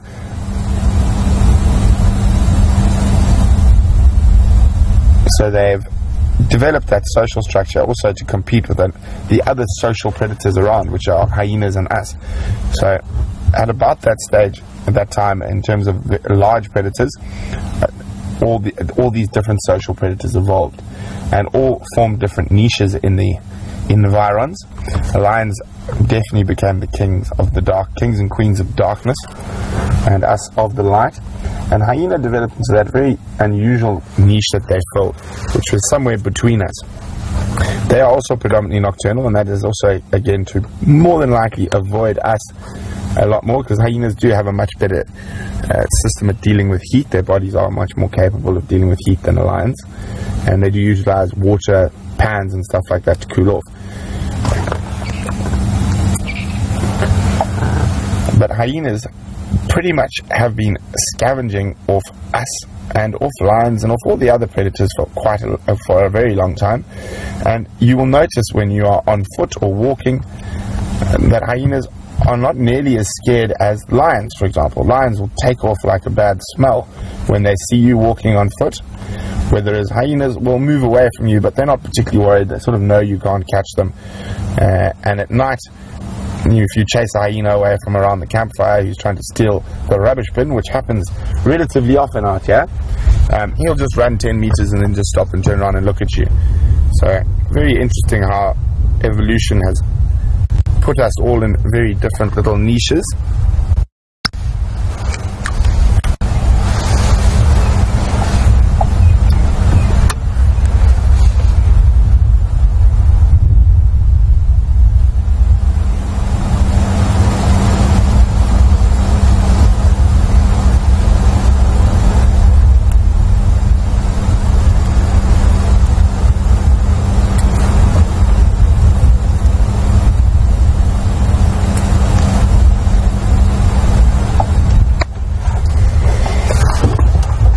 Okay, so guys, you have spoken and we shall listen.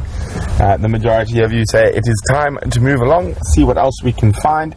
And while we do that, Vince from Texas is just wondering what my thoughts are on the Birmingham Coalition and how they're taking over and what's going on with the lions in the Northern Sabi Sands at the moment. Let's just see if I can sneak through this gap quickly. We'll go past Junior on the way out.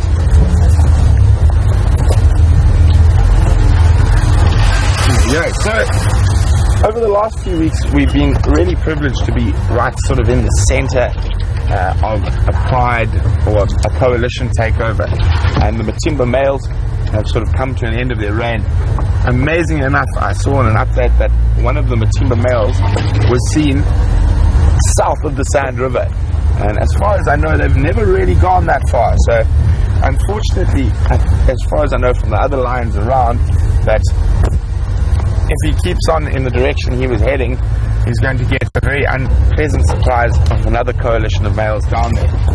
So I mean, I wouldn't say the battle is over as such yet, but I would definitely say, well, the war has been won. The battles might not be over. There might be still quite a few battles that happen. But I do think if the Matimbas are pushing that far south now, it is unfortunately game over for them. And that's not to say they might come back and have another attempt. There we go. Ciao, Andre. Because what's probably going to happen is that they're going to end up down there, they're going to bump into another set of lions, and they're going to come running back up north and bump into the Birminghams.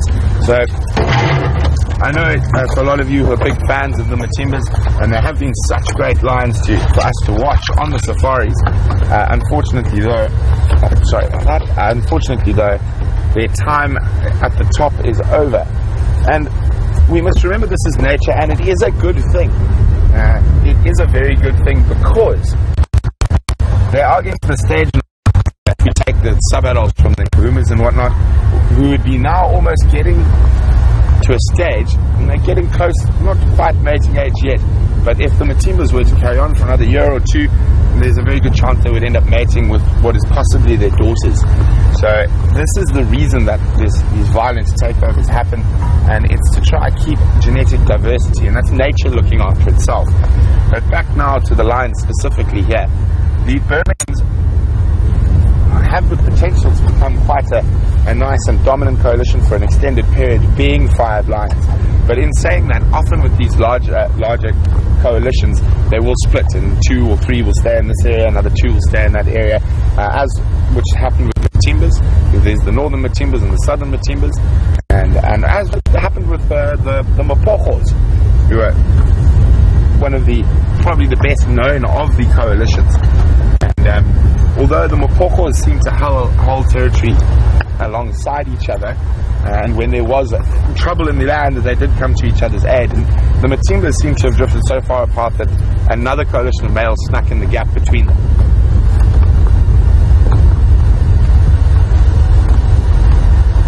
But I mean, if we look at in terms of hectareage that the Birminghams have covered, and they have gone quite a long way to the west to Ottawa, they were chased back by the Majingalans.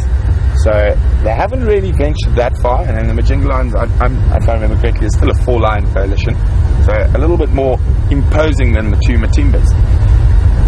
but they seem to have definitely taken over Buffelshoek, Djuma, and they haven't gone on to Arathusa, but as of it, not as far west as the Majingis, and then also Torchwood to the east in Koro, Chitwa, that whole southeastern section as well.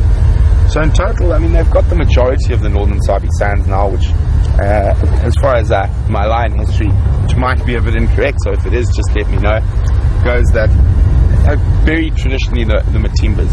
I know there's new males coming in from the Manyeleti, and we never know whether these guys are going to actually make it or not till about probably a good year in after the sort of initial stuff. And very interestingly, some new research with lions and also with leopards has found that first set of mating that these lionesses do is actually a false estrus, and they don't actually get impregnated from it. And the thought process behind this is that they're actually waiting for the lions to establish themselves. So there's no point in mating with someone who's going to be chucked out in 3 weeks and having cubs, because then the next set of cubs are going to be killed, etc. So they will actually almost do 2 full estrus cycles before they will actually get pregnant from the mating. So I think it's a very interesting coping mechanism. So guys, we might have a little bit of signal breakup as we go through this dip, but we'll go through it quite quickly. So it's amazing how nature's got these little sort of fixes amongst it to try ensure that the sort of next generation will survive. So the females will sort of wait. So now if the Birmingham start mating, I haven't heard if they have been mating, I'm not sure. Genre, have they been mating?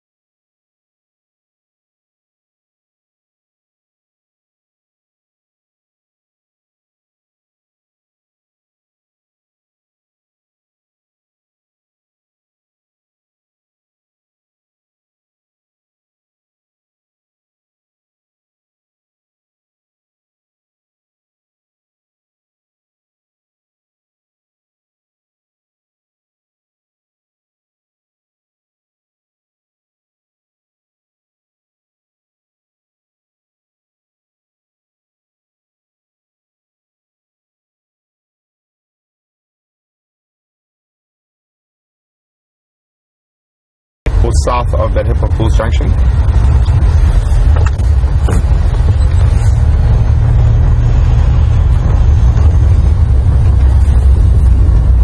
Lovely, thanks very much.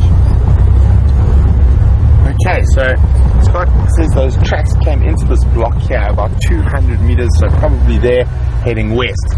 And they've checked around, but she might have still been moving. So we're going to go have a quick look around on Hippo Pools Road, which leads towards Biffle's Hook, Waterhole, and fingers crossed either the tracks pop out and we're able to follow them to what's making the tracks, or we'll just find her without doing any of the tracking.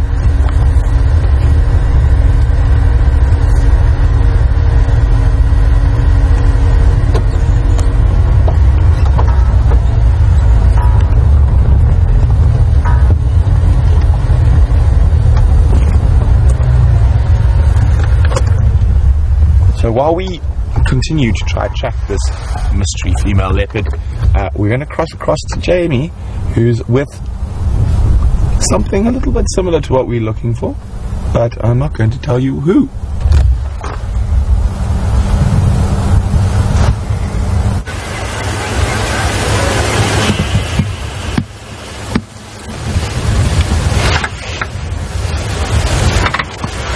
On a rather cold and windy morning in the Sabi Sands, it's still been quite an exciting event. We've had now 3 out of the big 5 plus hyena cubs, and we have a nice surprise for you, because I know that so many of you were interested in what happened last night on the Arathusa Dam camera, and we have a little bit of an answer to show you, and that answer is sitting tucked away and hidden on Magic Willie, just south of the Boerbean Pan. We have Shadow with a rather full looking belly, so whatever may have happened last night with her kill and with the hyenas, she has eaten. And what's even more special is that the now named Madiba, also previously known as Sindile, is probably about 500 meters from where we are now. I haven't seen him yet.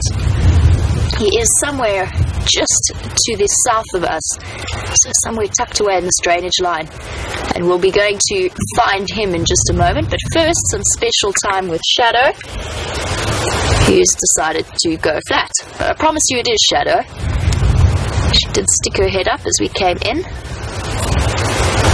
Now, for those of you who might be joining us and not too sure what I was talking about, we had reports that last night Shadow, and it would have been Shadow now that we've seen her and we can confirm it, killed a daker on the Arathusa Dam camera, went and fetched her year-old cub, or just older than a year now, whose name is Madiba, brought him back to the kill. Then there was some action with hyenas and nobody was quite sure if she'd lost her kill that she'd dragged under the lodge deck. But it seems as though whatever happened, she's definitely had something to eat at some point last night.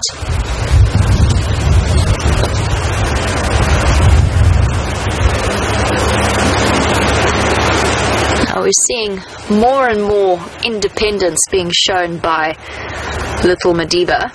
When I left, during the time that I was on leave, I was closely following the saga that was happening with Shadow. She was mating first with Tingana, then apparently with the Anderson male. And she left Madiba on his own for quite an extended period of time. And to me, that was the last thing I expected. Now, I know that just before I went on leave, a lot of people were asking, because we had that sighting where we were following Shadow and her cubs' tracks, and Tingana was following after them. And one of the questions was whether or not he would be following her in order to mate. And at that point, I said absolutely not. It would be far too soon for Shadow to be mating. And this is for me a first. I've never heard of a leopard mating so soon with a year-old cub, but apparently it does happen, because it did. And it did mean that Madiba was left on his own for quite a considerable period of time. I'm not sure how many days it was, but he was out on his own. And now you can see Shadow's decided to lie up here, and he's showing some independence and moving off into a different direction. Now, I'm just going to have a look around and see if maybe, as you can see, it's a very, very thick block. I'm just wondering if there's a way I can get in. I have to be very careful. There's a lot of young tambuti trees here, which we do not drive over. It does them. They're very, very important trees in terms of the ecosystem and keeping the soil together and protecting the grass layer, especially around these drainage lines. So I don't want to be driving over any of them. And unfortunately, I don't think that there is a way around to get a better visual, unless maybe I could creep. No, I don't think I can creep through the other side. We're just going to have to, at the moment, make do with a couple of spots. But great to see her, and a really nice way to do my first drive back at work, and we've had quite an exciting morning.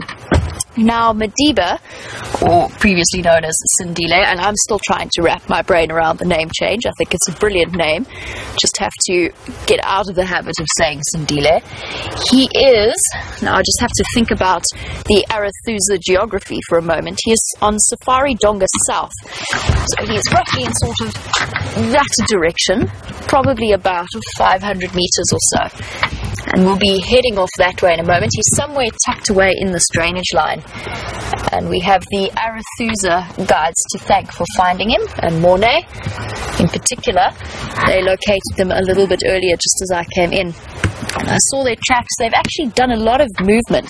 So from last night, when they were hunting around the dam camera, they then made their way all the way east towards Parallel Road South and wandered up and down there and then came in this direction. And it could be that if the kill was stolen, I'm not sure what time of night it was last night, but if it was stolen, it could have been that she then had to go, Shadow then had to go and hunt for something different. I would love for her to look up, but I think that the night's activities have exhausted her.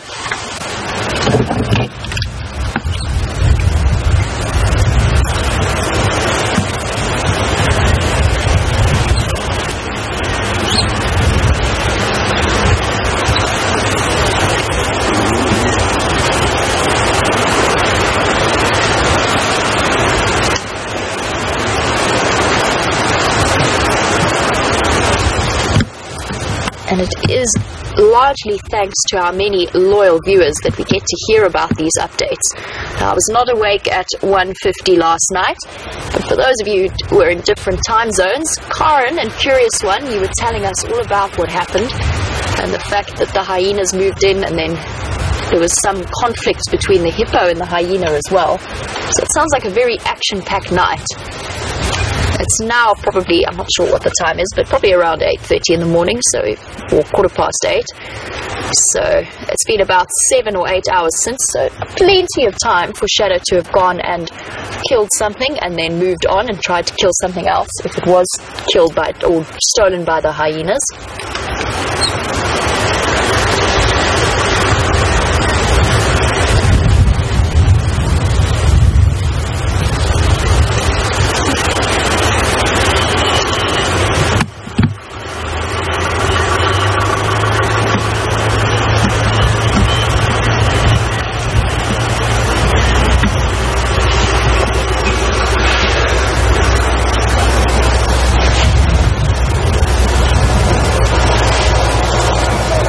Now, apparently, Ellen tells me that she did get to eat first before she went to go and fetch her cub. And I've just been listening to the off-roading sounds of other vehicles. So, where I thought he was is actually not the case. He's just a little bit further behind me. I'm sure that's other vehicles coming into the sighting there. And we will move across in that direction a little bit later. But it's very, very close to us. It sounds like probably about 300 meters away from where we are now. So those are the vehicles that are going in towards Shadow's son.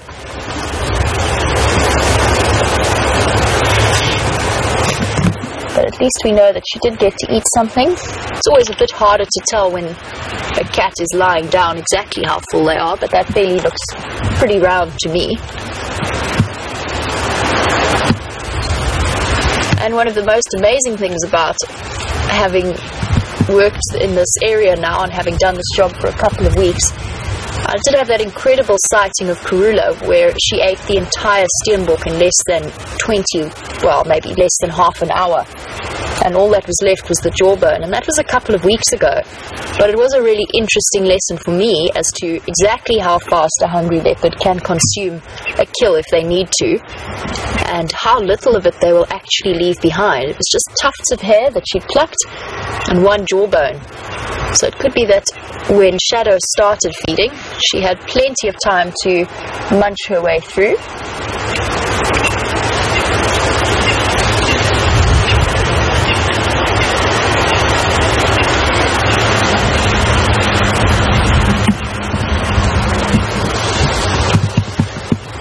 Now I just want to take a moment to listen to the Game Drive channel. They're telling me that he's up and about, and I just want to hear exactly where he's going. That would explain the off-roading sounds that I'm hearing. Now I'm going to see if maybe we can enter that sighting. It could be that he's coming towards us, so I just want to double check on the Game Drive channel first.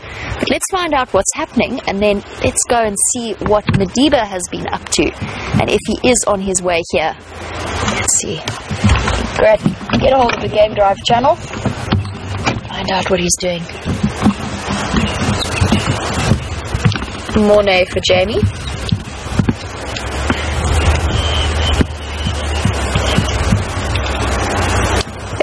Any updates on what Madiba's doing, which way he's going?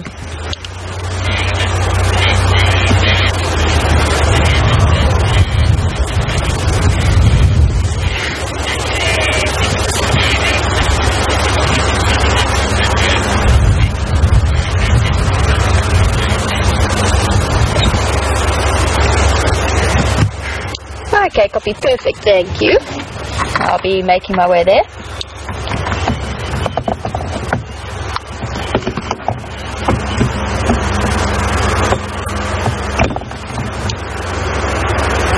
Copy that, thank you very much. Okay, so Mornay tells me that Madiba is also flat, so it must have been a different sighting that they were talking about. Listening with half a brain, but he is just a little bit away.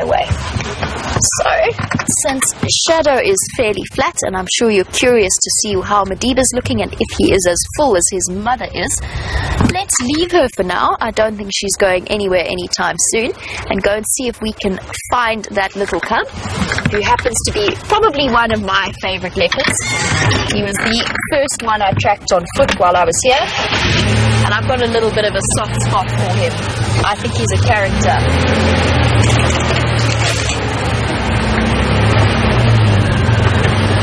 Not even lift her head.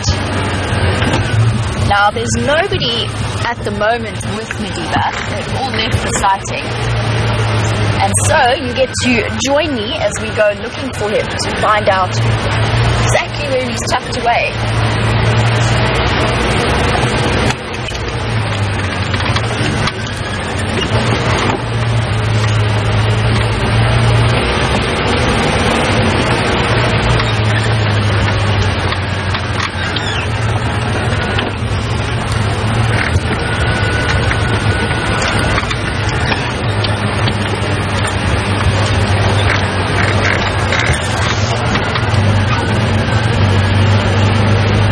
Getting more and more background information about what went down last night at the Arethusa Dam camera. Now, Chris and Raisa tell me that both Shadow and Madiba had a good half an hour or so to feed on that data kill before it was possibly nicked by the hyena. So that's good. As I mentioned before, I've seen exactly how fast a hungry leopard can eat. Hopefully the hyenas didn't manage to steal too much of what was left. I'm hoping that the leopards got to enjoy as much of that data as possible. And it's not uncommon for hyena to steal leopard kills. And I know that Anna Maria's commented about Shadow and the fact that the hyenas so often seem to steal poor Shadow's kills. And it is interesting the fact, and I know it's been raised by many of the other presenters, the fact that Shadow doesn't hoist her kills or put them up in trees as often as other leopards seem to. And that could well be why she is targeted in that way by hyenas. It's really, really important out here for a leopard, especially a female who's absolutely no match for a hyena, to make sure that that kill is up and out of the way.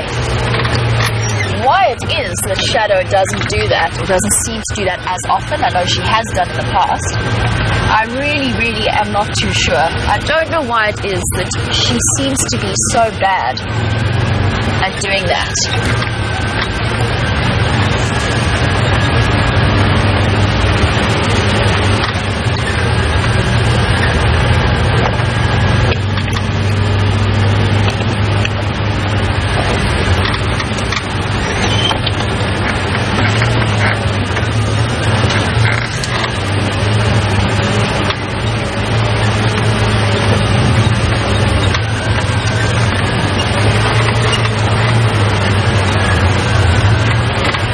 Getting really, really close to where they picked up on Madiba, and I just need to make sure I don't miss him. Apparently he was lying up under a cluster of tambuti trees, which is a little bit tricky because there's lots and lots of tambuti trees in this area. It's basically like explaining that it's by the tree with leaves. Let's see.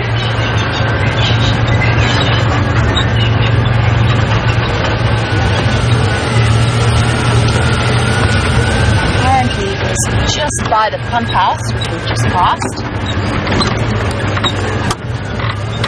Where is he hiding?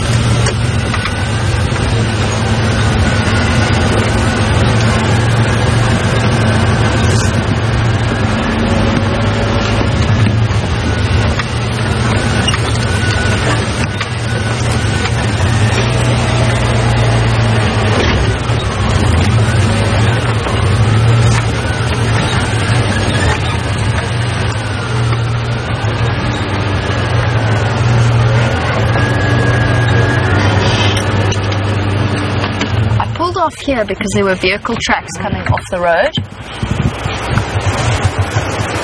I'm just going to stop and listen. Where are you hiding?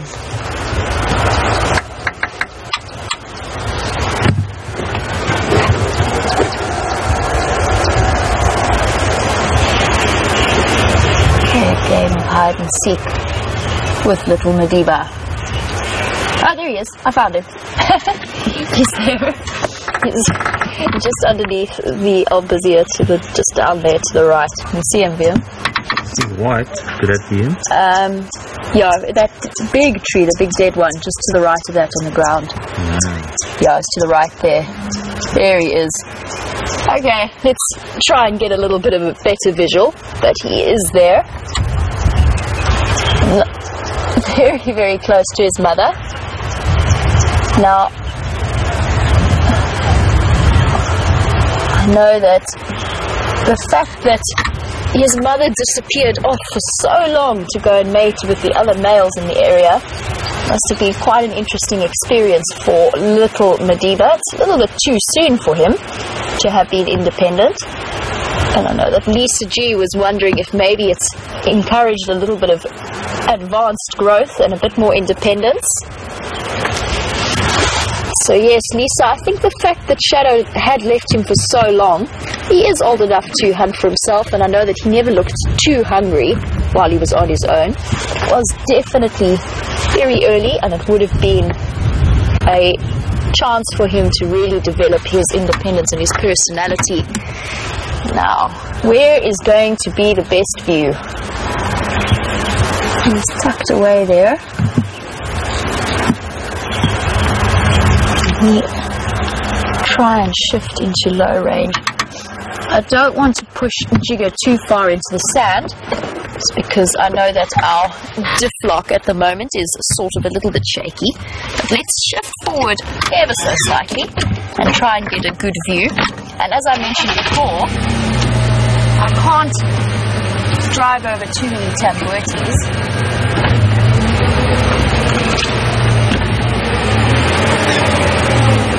If we stay in gear, I'm sure we can make it across this drainage line.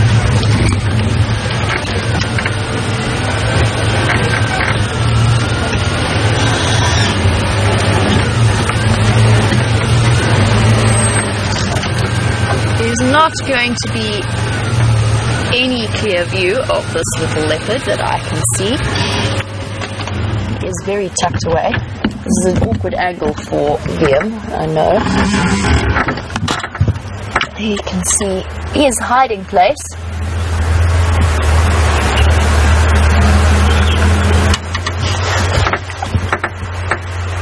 And little Madiba is giving us a wonderful, good lesson into how well leopard camouflage works, which they do seem to be very good at every now and again.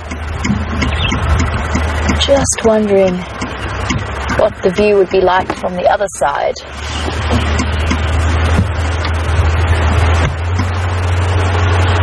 Just want to see, there's another vehicle approaching, but I think it's a tractor coming past, not somebody trying to make their way into the sighting. Because if they are, they're going to find life a little bit tricky.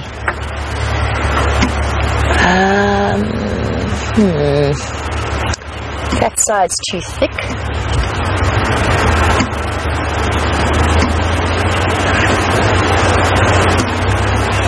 But great opportunity for us to know that both Shadow and her cub, Madiba, are safe and sound after the night's interesting activities. Sounds like they had quite the evening.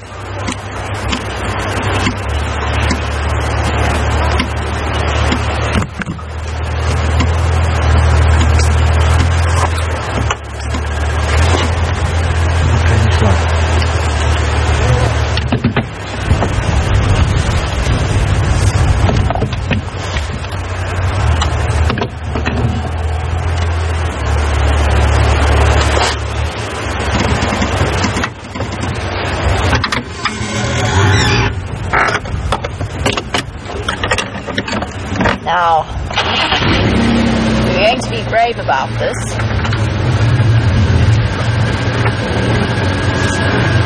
And make our way into this drainage line.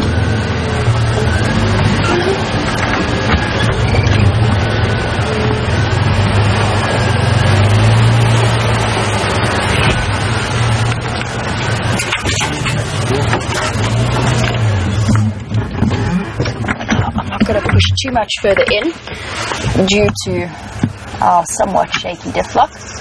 But there we go, we've got a slightly better view. It always amazes me how comfortable these leopards are around vehicles. Just having a look. Now, you can see he's on alert slightly, he's just looking around. And after the night that they had, I don't blame him. And apparently when the hyena came in to steal the kill, it made no sound. And Curious One was wondering if that was normal, if that is the way that it often happens.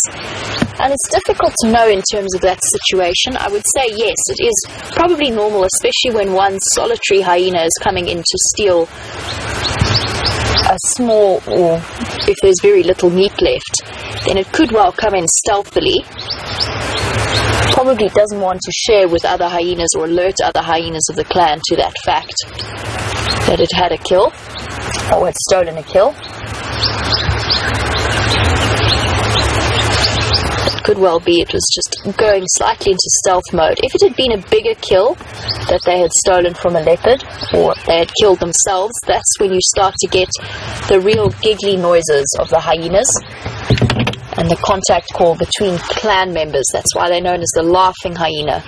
The noises that they make sound very much like they're laughing, and that's very typical of feeding excitement.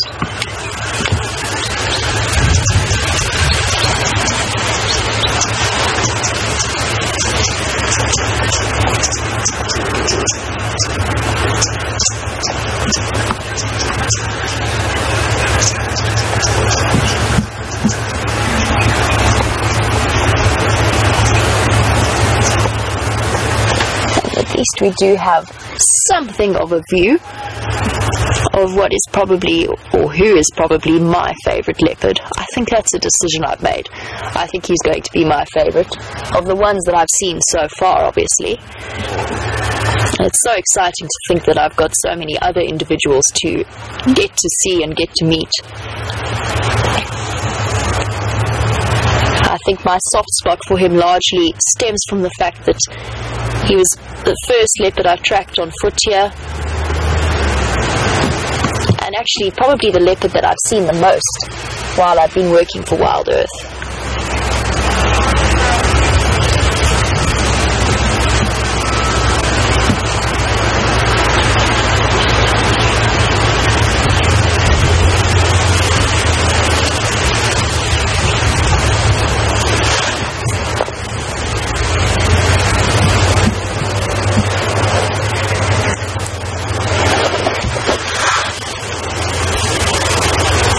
Something stuck between his toes. That's what he's licking away.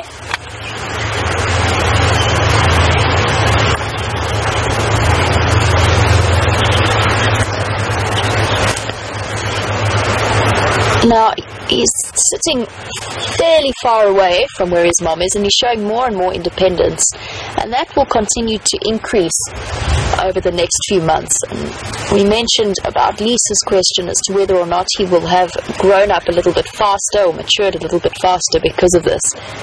And I do think that will be the case. And what will be very, very interesting is if this mating was successful, so this last estrus session that Shadow had, whether or not she's then going to be due to have cubs in the next 3 months or so, in which case he really will have to gain a serious amount of early independence. Now, it's not uncommon for female leopards to tolerate their previous offspring around them whilst they have new cubs. And I know that there's even cases of older leopards having, I think it was one particular case that was told to me, where a grandmother leopard adopted the cub of her daughter, even though she already had a cub of a slightly different age. So it's possible for two cubs of different ages to be around together, but I don't think that would be the situation in this case. I think that Madiba is just a little bit too old for it to work out that way. I think that Shadow would keep separate from him, maybe tolerate him to join her at kills, maybe, with the younger cubs. But you would probably find that once she does have cubs, if she does have cubs, he will be out on his own and forced to look after himself far younger than would necessarily be the case in an ordinary situation. And he'll probably still hang around the area. He'll have to learn to hunt successfully for himself as often as possible. But I would be surprised. However, I'm going to go out on a limb and suggest that there are chances of fertilization. It doesn't actually happen every time a female goes into estrus. So there is a possibility, and I would even say quite a high likelihood. With her first estrus after raising a cub, I think personally there's a high chance that she won't actually fall pregnant. So she'll still spend the normal amount of time with Madiba. I could, of course, stand corrected on that. It's entirely possible that I'm wrong, but just a personal opinion. I'm going to go with it's more likely that she won't conceive, that she will conceive. That's supposition and a guess, but I'll put it out there. And then she'll probably be mating again in a couple of weeks if she wasn't successful. So we'll know if she comes into estrus and she starts mating with other males in the next few weeks that this mating session was not successful.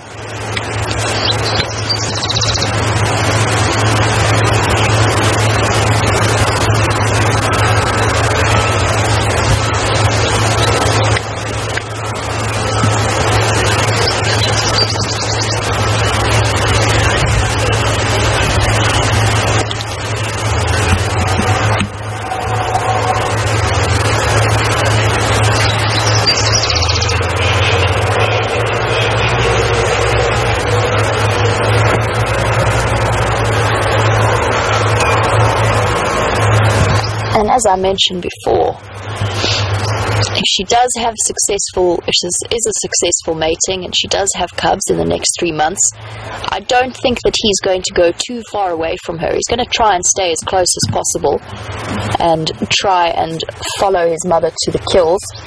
And it could well be that she would share them with him. I wouldn't say that's unlikely. I know that on the reserve I used to work at, occasionally we would see the female, one of the most relaxed females, and her oldest cubs who had since become independent. And I saw her with 2 young cubs and then the older cub not too far away.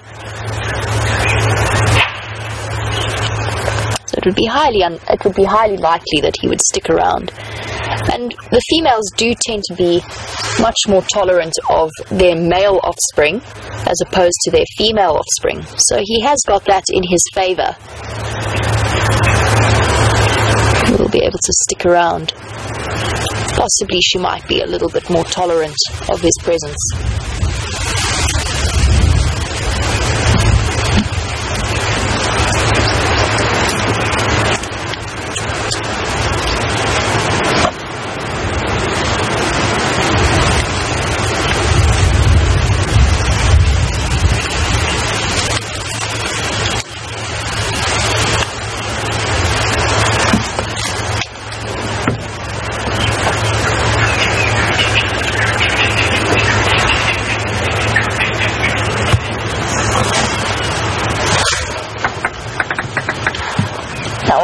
Learnt in my experiences of tracking this particular leopard is that the best place to start looking for him is usually on a termite mound.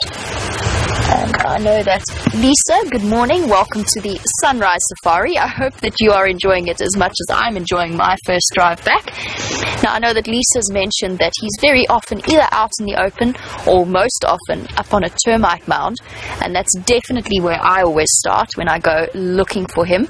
And at the moment he's tucked away in quite a thick drainage line. Now, I will say that most of my leopard sightings in my life have been in an area like this with the leopard on the ground tucked away, but Sindile does seem to be the exception to that rule, and probably he's starting to feel a bit more secure. I think he likes the termite mounds because it gives him a nice view of whatever's been coming his way, and I think he's starting to feel a bit more secure. But it could also be that this wind and this weather is what's put him close to a drainage line. He's tucked away to hide away from this cold, and also the fact that with this wind his senses are a little bit compromised. He might be feeling a little bit nervous and wanting to be hidden away in the thickest undergrowth he can find. That being said, I have seen him in a couple of drainage lines before underneath tambuti trees or tucked away in this way. And there was one particular sighting where I actually left him a couple of weeks ago, tucked in basically just a monkey orange thicket. So I think it could be that it's slightly biased, the fact that we often see him on termite mounds or open areas, because it's just that little bit easier to find them when they are on termite mounds or open areas. I do think he does favor them, but there's probably a slight bias there, because it's easier to track and find them when they're in those kinds of places. It gets a little bit more tricky when you're looking in a drainage line like this one. And you will have seen as we drove in and we sort of had to really struggle and look to find him. And if he'd been in a slightly thicker area, we probably wouldn't have.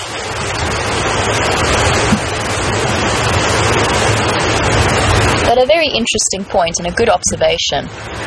And it's one of the reasons that these live drives are so valuable, because you can learn by watching over the course of months and months, as opposed to just a couple of days. He's having a big clean. Maybe tidying up his fur from last night's feeding activities.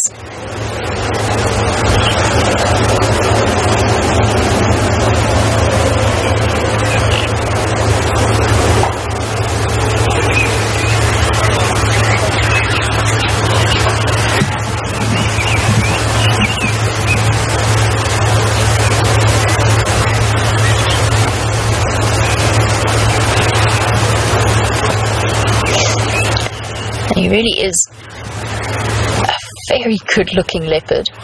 I think he's going to be absolutely breathtaking when he's reached his adult size, and already he's looking like he's grown in the 2 weeks that I haven't seen him. I noticed when I was following him just before I went on leave that he's already developing that dewlap flap of skin in the front and getting a powerful neck and shoulders. I think he's going to be quite a big boy.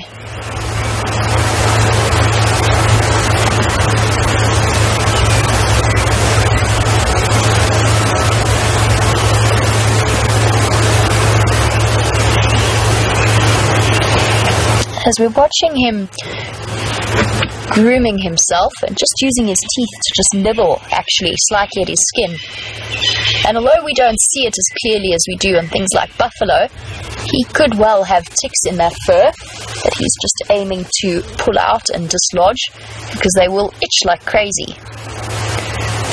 So leopards will also be tick carriers, not the huge ones that we see on buffaloes, but some of the smaller ones. And grooming is a good way of getting rid of them.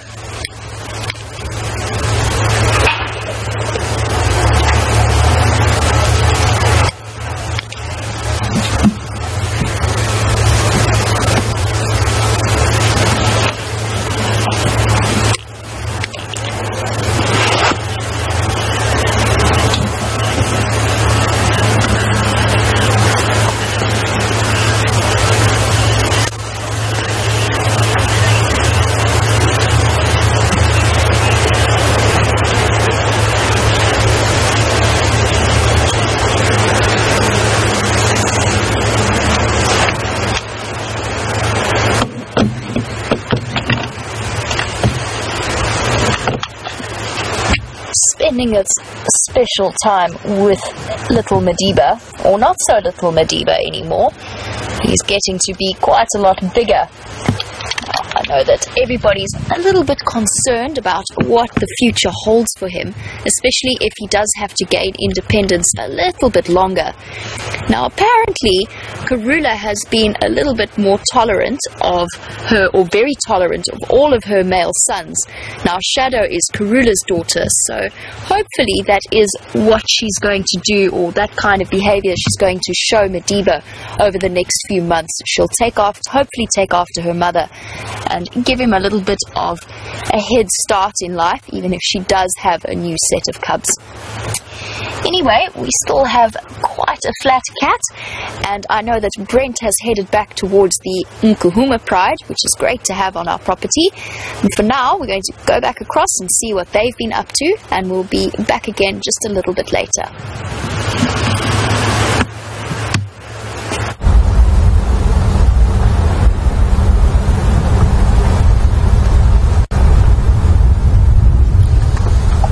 Welcome back, everyone. As you can see, very little has changed here with the Nkuhumas. The only thing is Junior has come to join the rest of the pride, and they are all very tired kitties by the looks of things.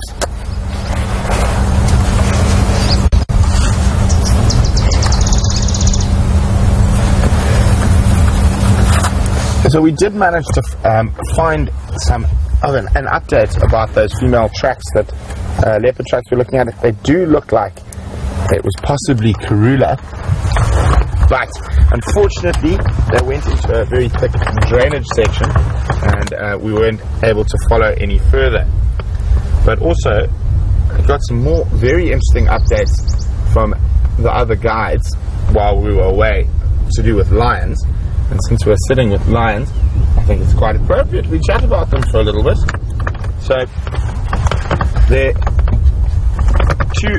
as we said, the two Madiba boys have been found on a buffalo kill. Now, interestingly enough, yesterday there was one Birmingham male on that buffalo kill. So the two Madiba have chased a single Birmingham male off that buffalo kill. That single Birmingham has been found with a Styx lioness, and I'm not 100% sure. Obviously, I didn't see it myself, and unless I see it myself, I always a little bit cautious about information. And they think it's the lioness that has the remaining cub. but she is trying to mate with the Birmingham male, and that's very interesting, and that makes me think possibly that remaining cub might have unfortunately passed along and gone somewhere else, no longer of our world. And apparently the Birmingham male is having no interest. He's not trying to kill her or whatnot, but he's not interested in mating with her at the moment. So there's very interesting little dynamics happening at the moment.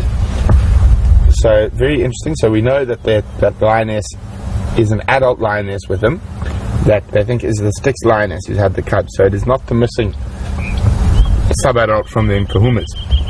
As we spoke about a bit earlier, I did think that lioness was too young to be hanging around with the Birminghams.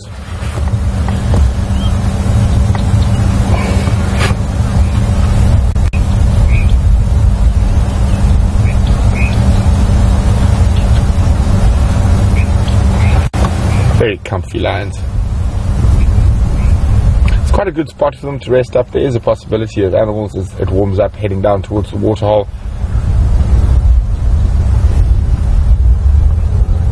But in this cool weather, there is a possibility they might move during the day. I hope not, and hopefully they are here for the sunset safari as well.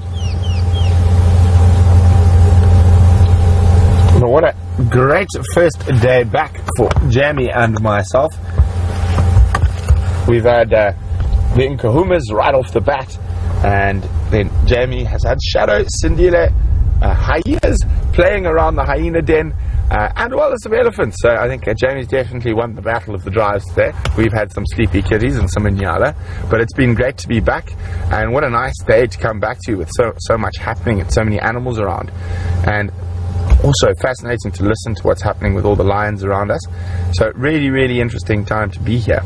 Unfortunately, apart from moving about 150 meters, our lions haven't done much today, and hopefully they'll change that on the sunset safari and they'll be a little bit more active.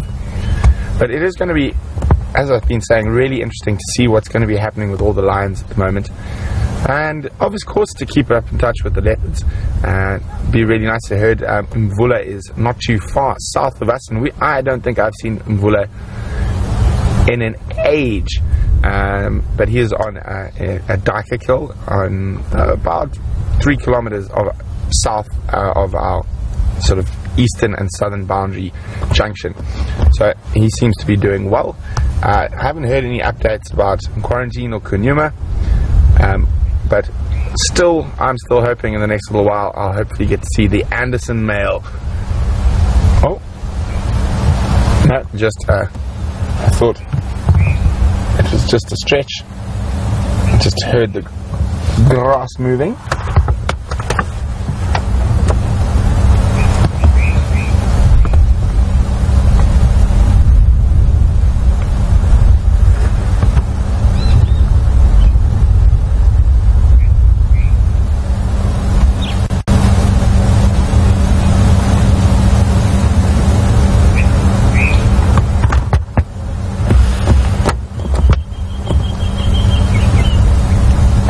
And Junior's got his head up a little bit, and we can see how he's starting to get a bit older, and you can see the darkening of his mane happening. Now normally at this age he would have left the pride, not always, but normally, but possibly because of all this turmoil at the moment, he's found a gap to hang around with him a bit longer. When we can see his belly, I'm pretty sure he would have eaten the majority of that zebra last night, being so much physically bigger and dominant over the females. It will definitely be sad to see him move along his way when his time comes,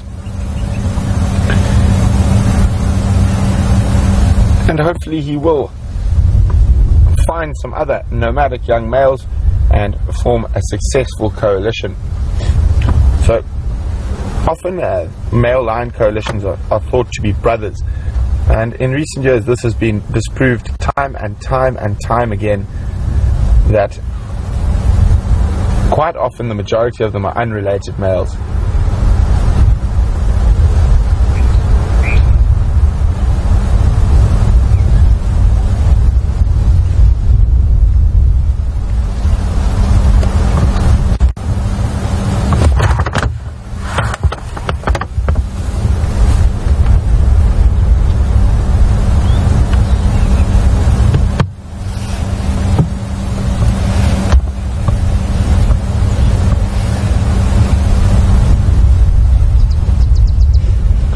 So chatting about male lion coalitions, Blair is wondering, and she said she's heard some guides say that there's no dominance between the different coalition members, and others say there is. Is this just a different opinion?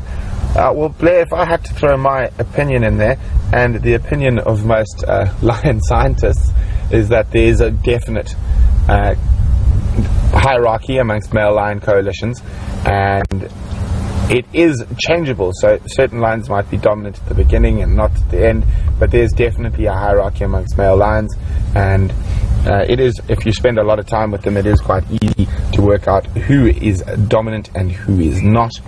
But as we head towards the end of this sunrise safari, thank you very much to everyone for all the welcomes back, and it's been a fantastic start, and I look forward to quite a few more, and hopefully a little bit more than sleeping lions next time, but still nice easy way to start. Didn't have to track or work too hard. And thanks for all the welcome backs, thanks for all the questions, guys, we really do appreciate them. And don't forget to join us for the Sunset Safari. Hopefully the Nkuhumas will be on the prowl and out after some buffalo or kudu or whatever might be out there. So from Jandre and myself here on Wendy, thanks for joining us, and we will leave you with the lions for a few seconds before you cross back to Jamie and Sindile.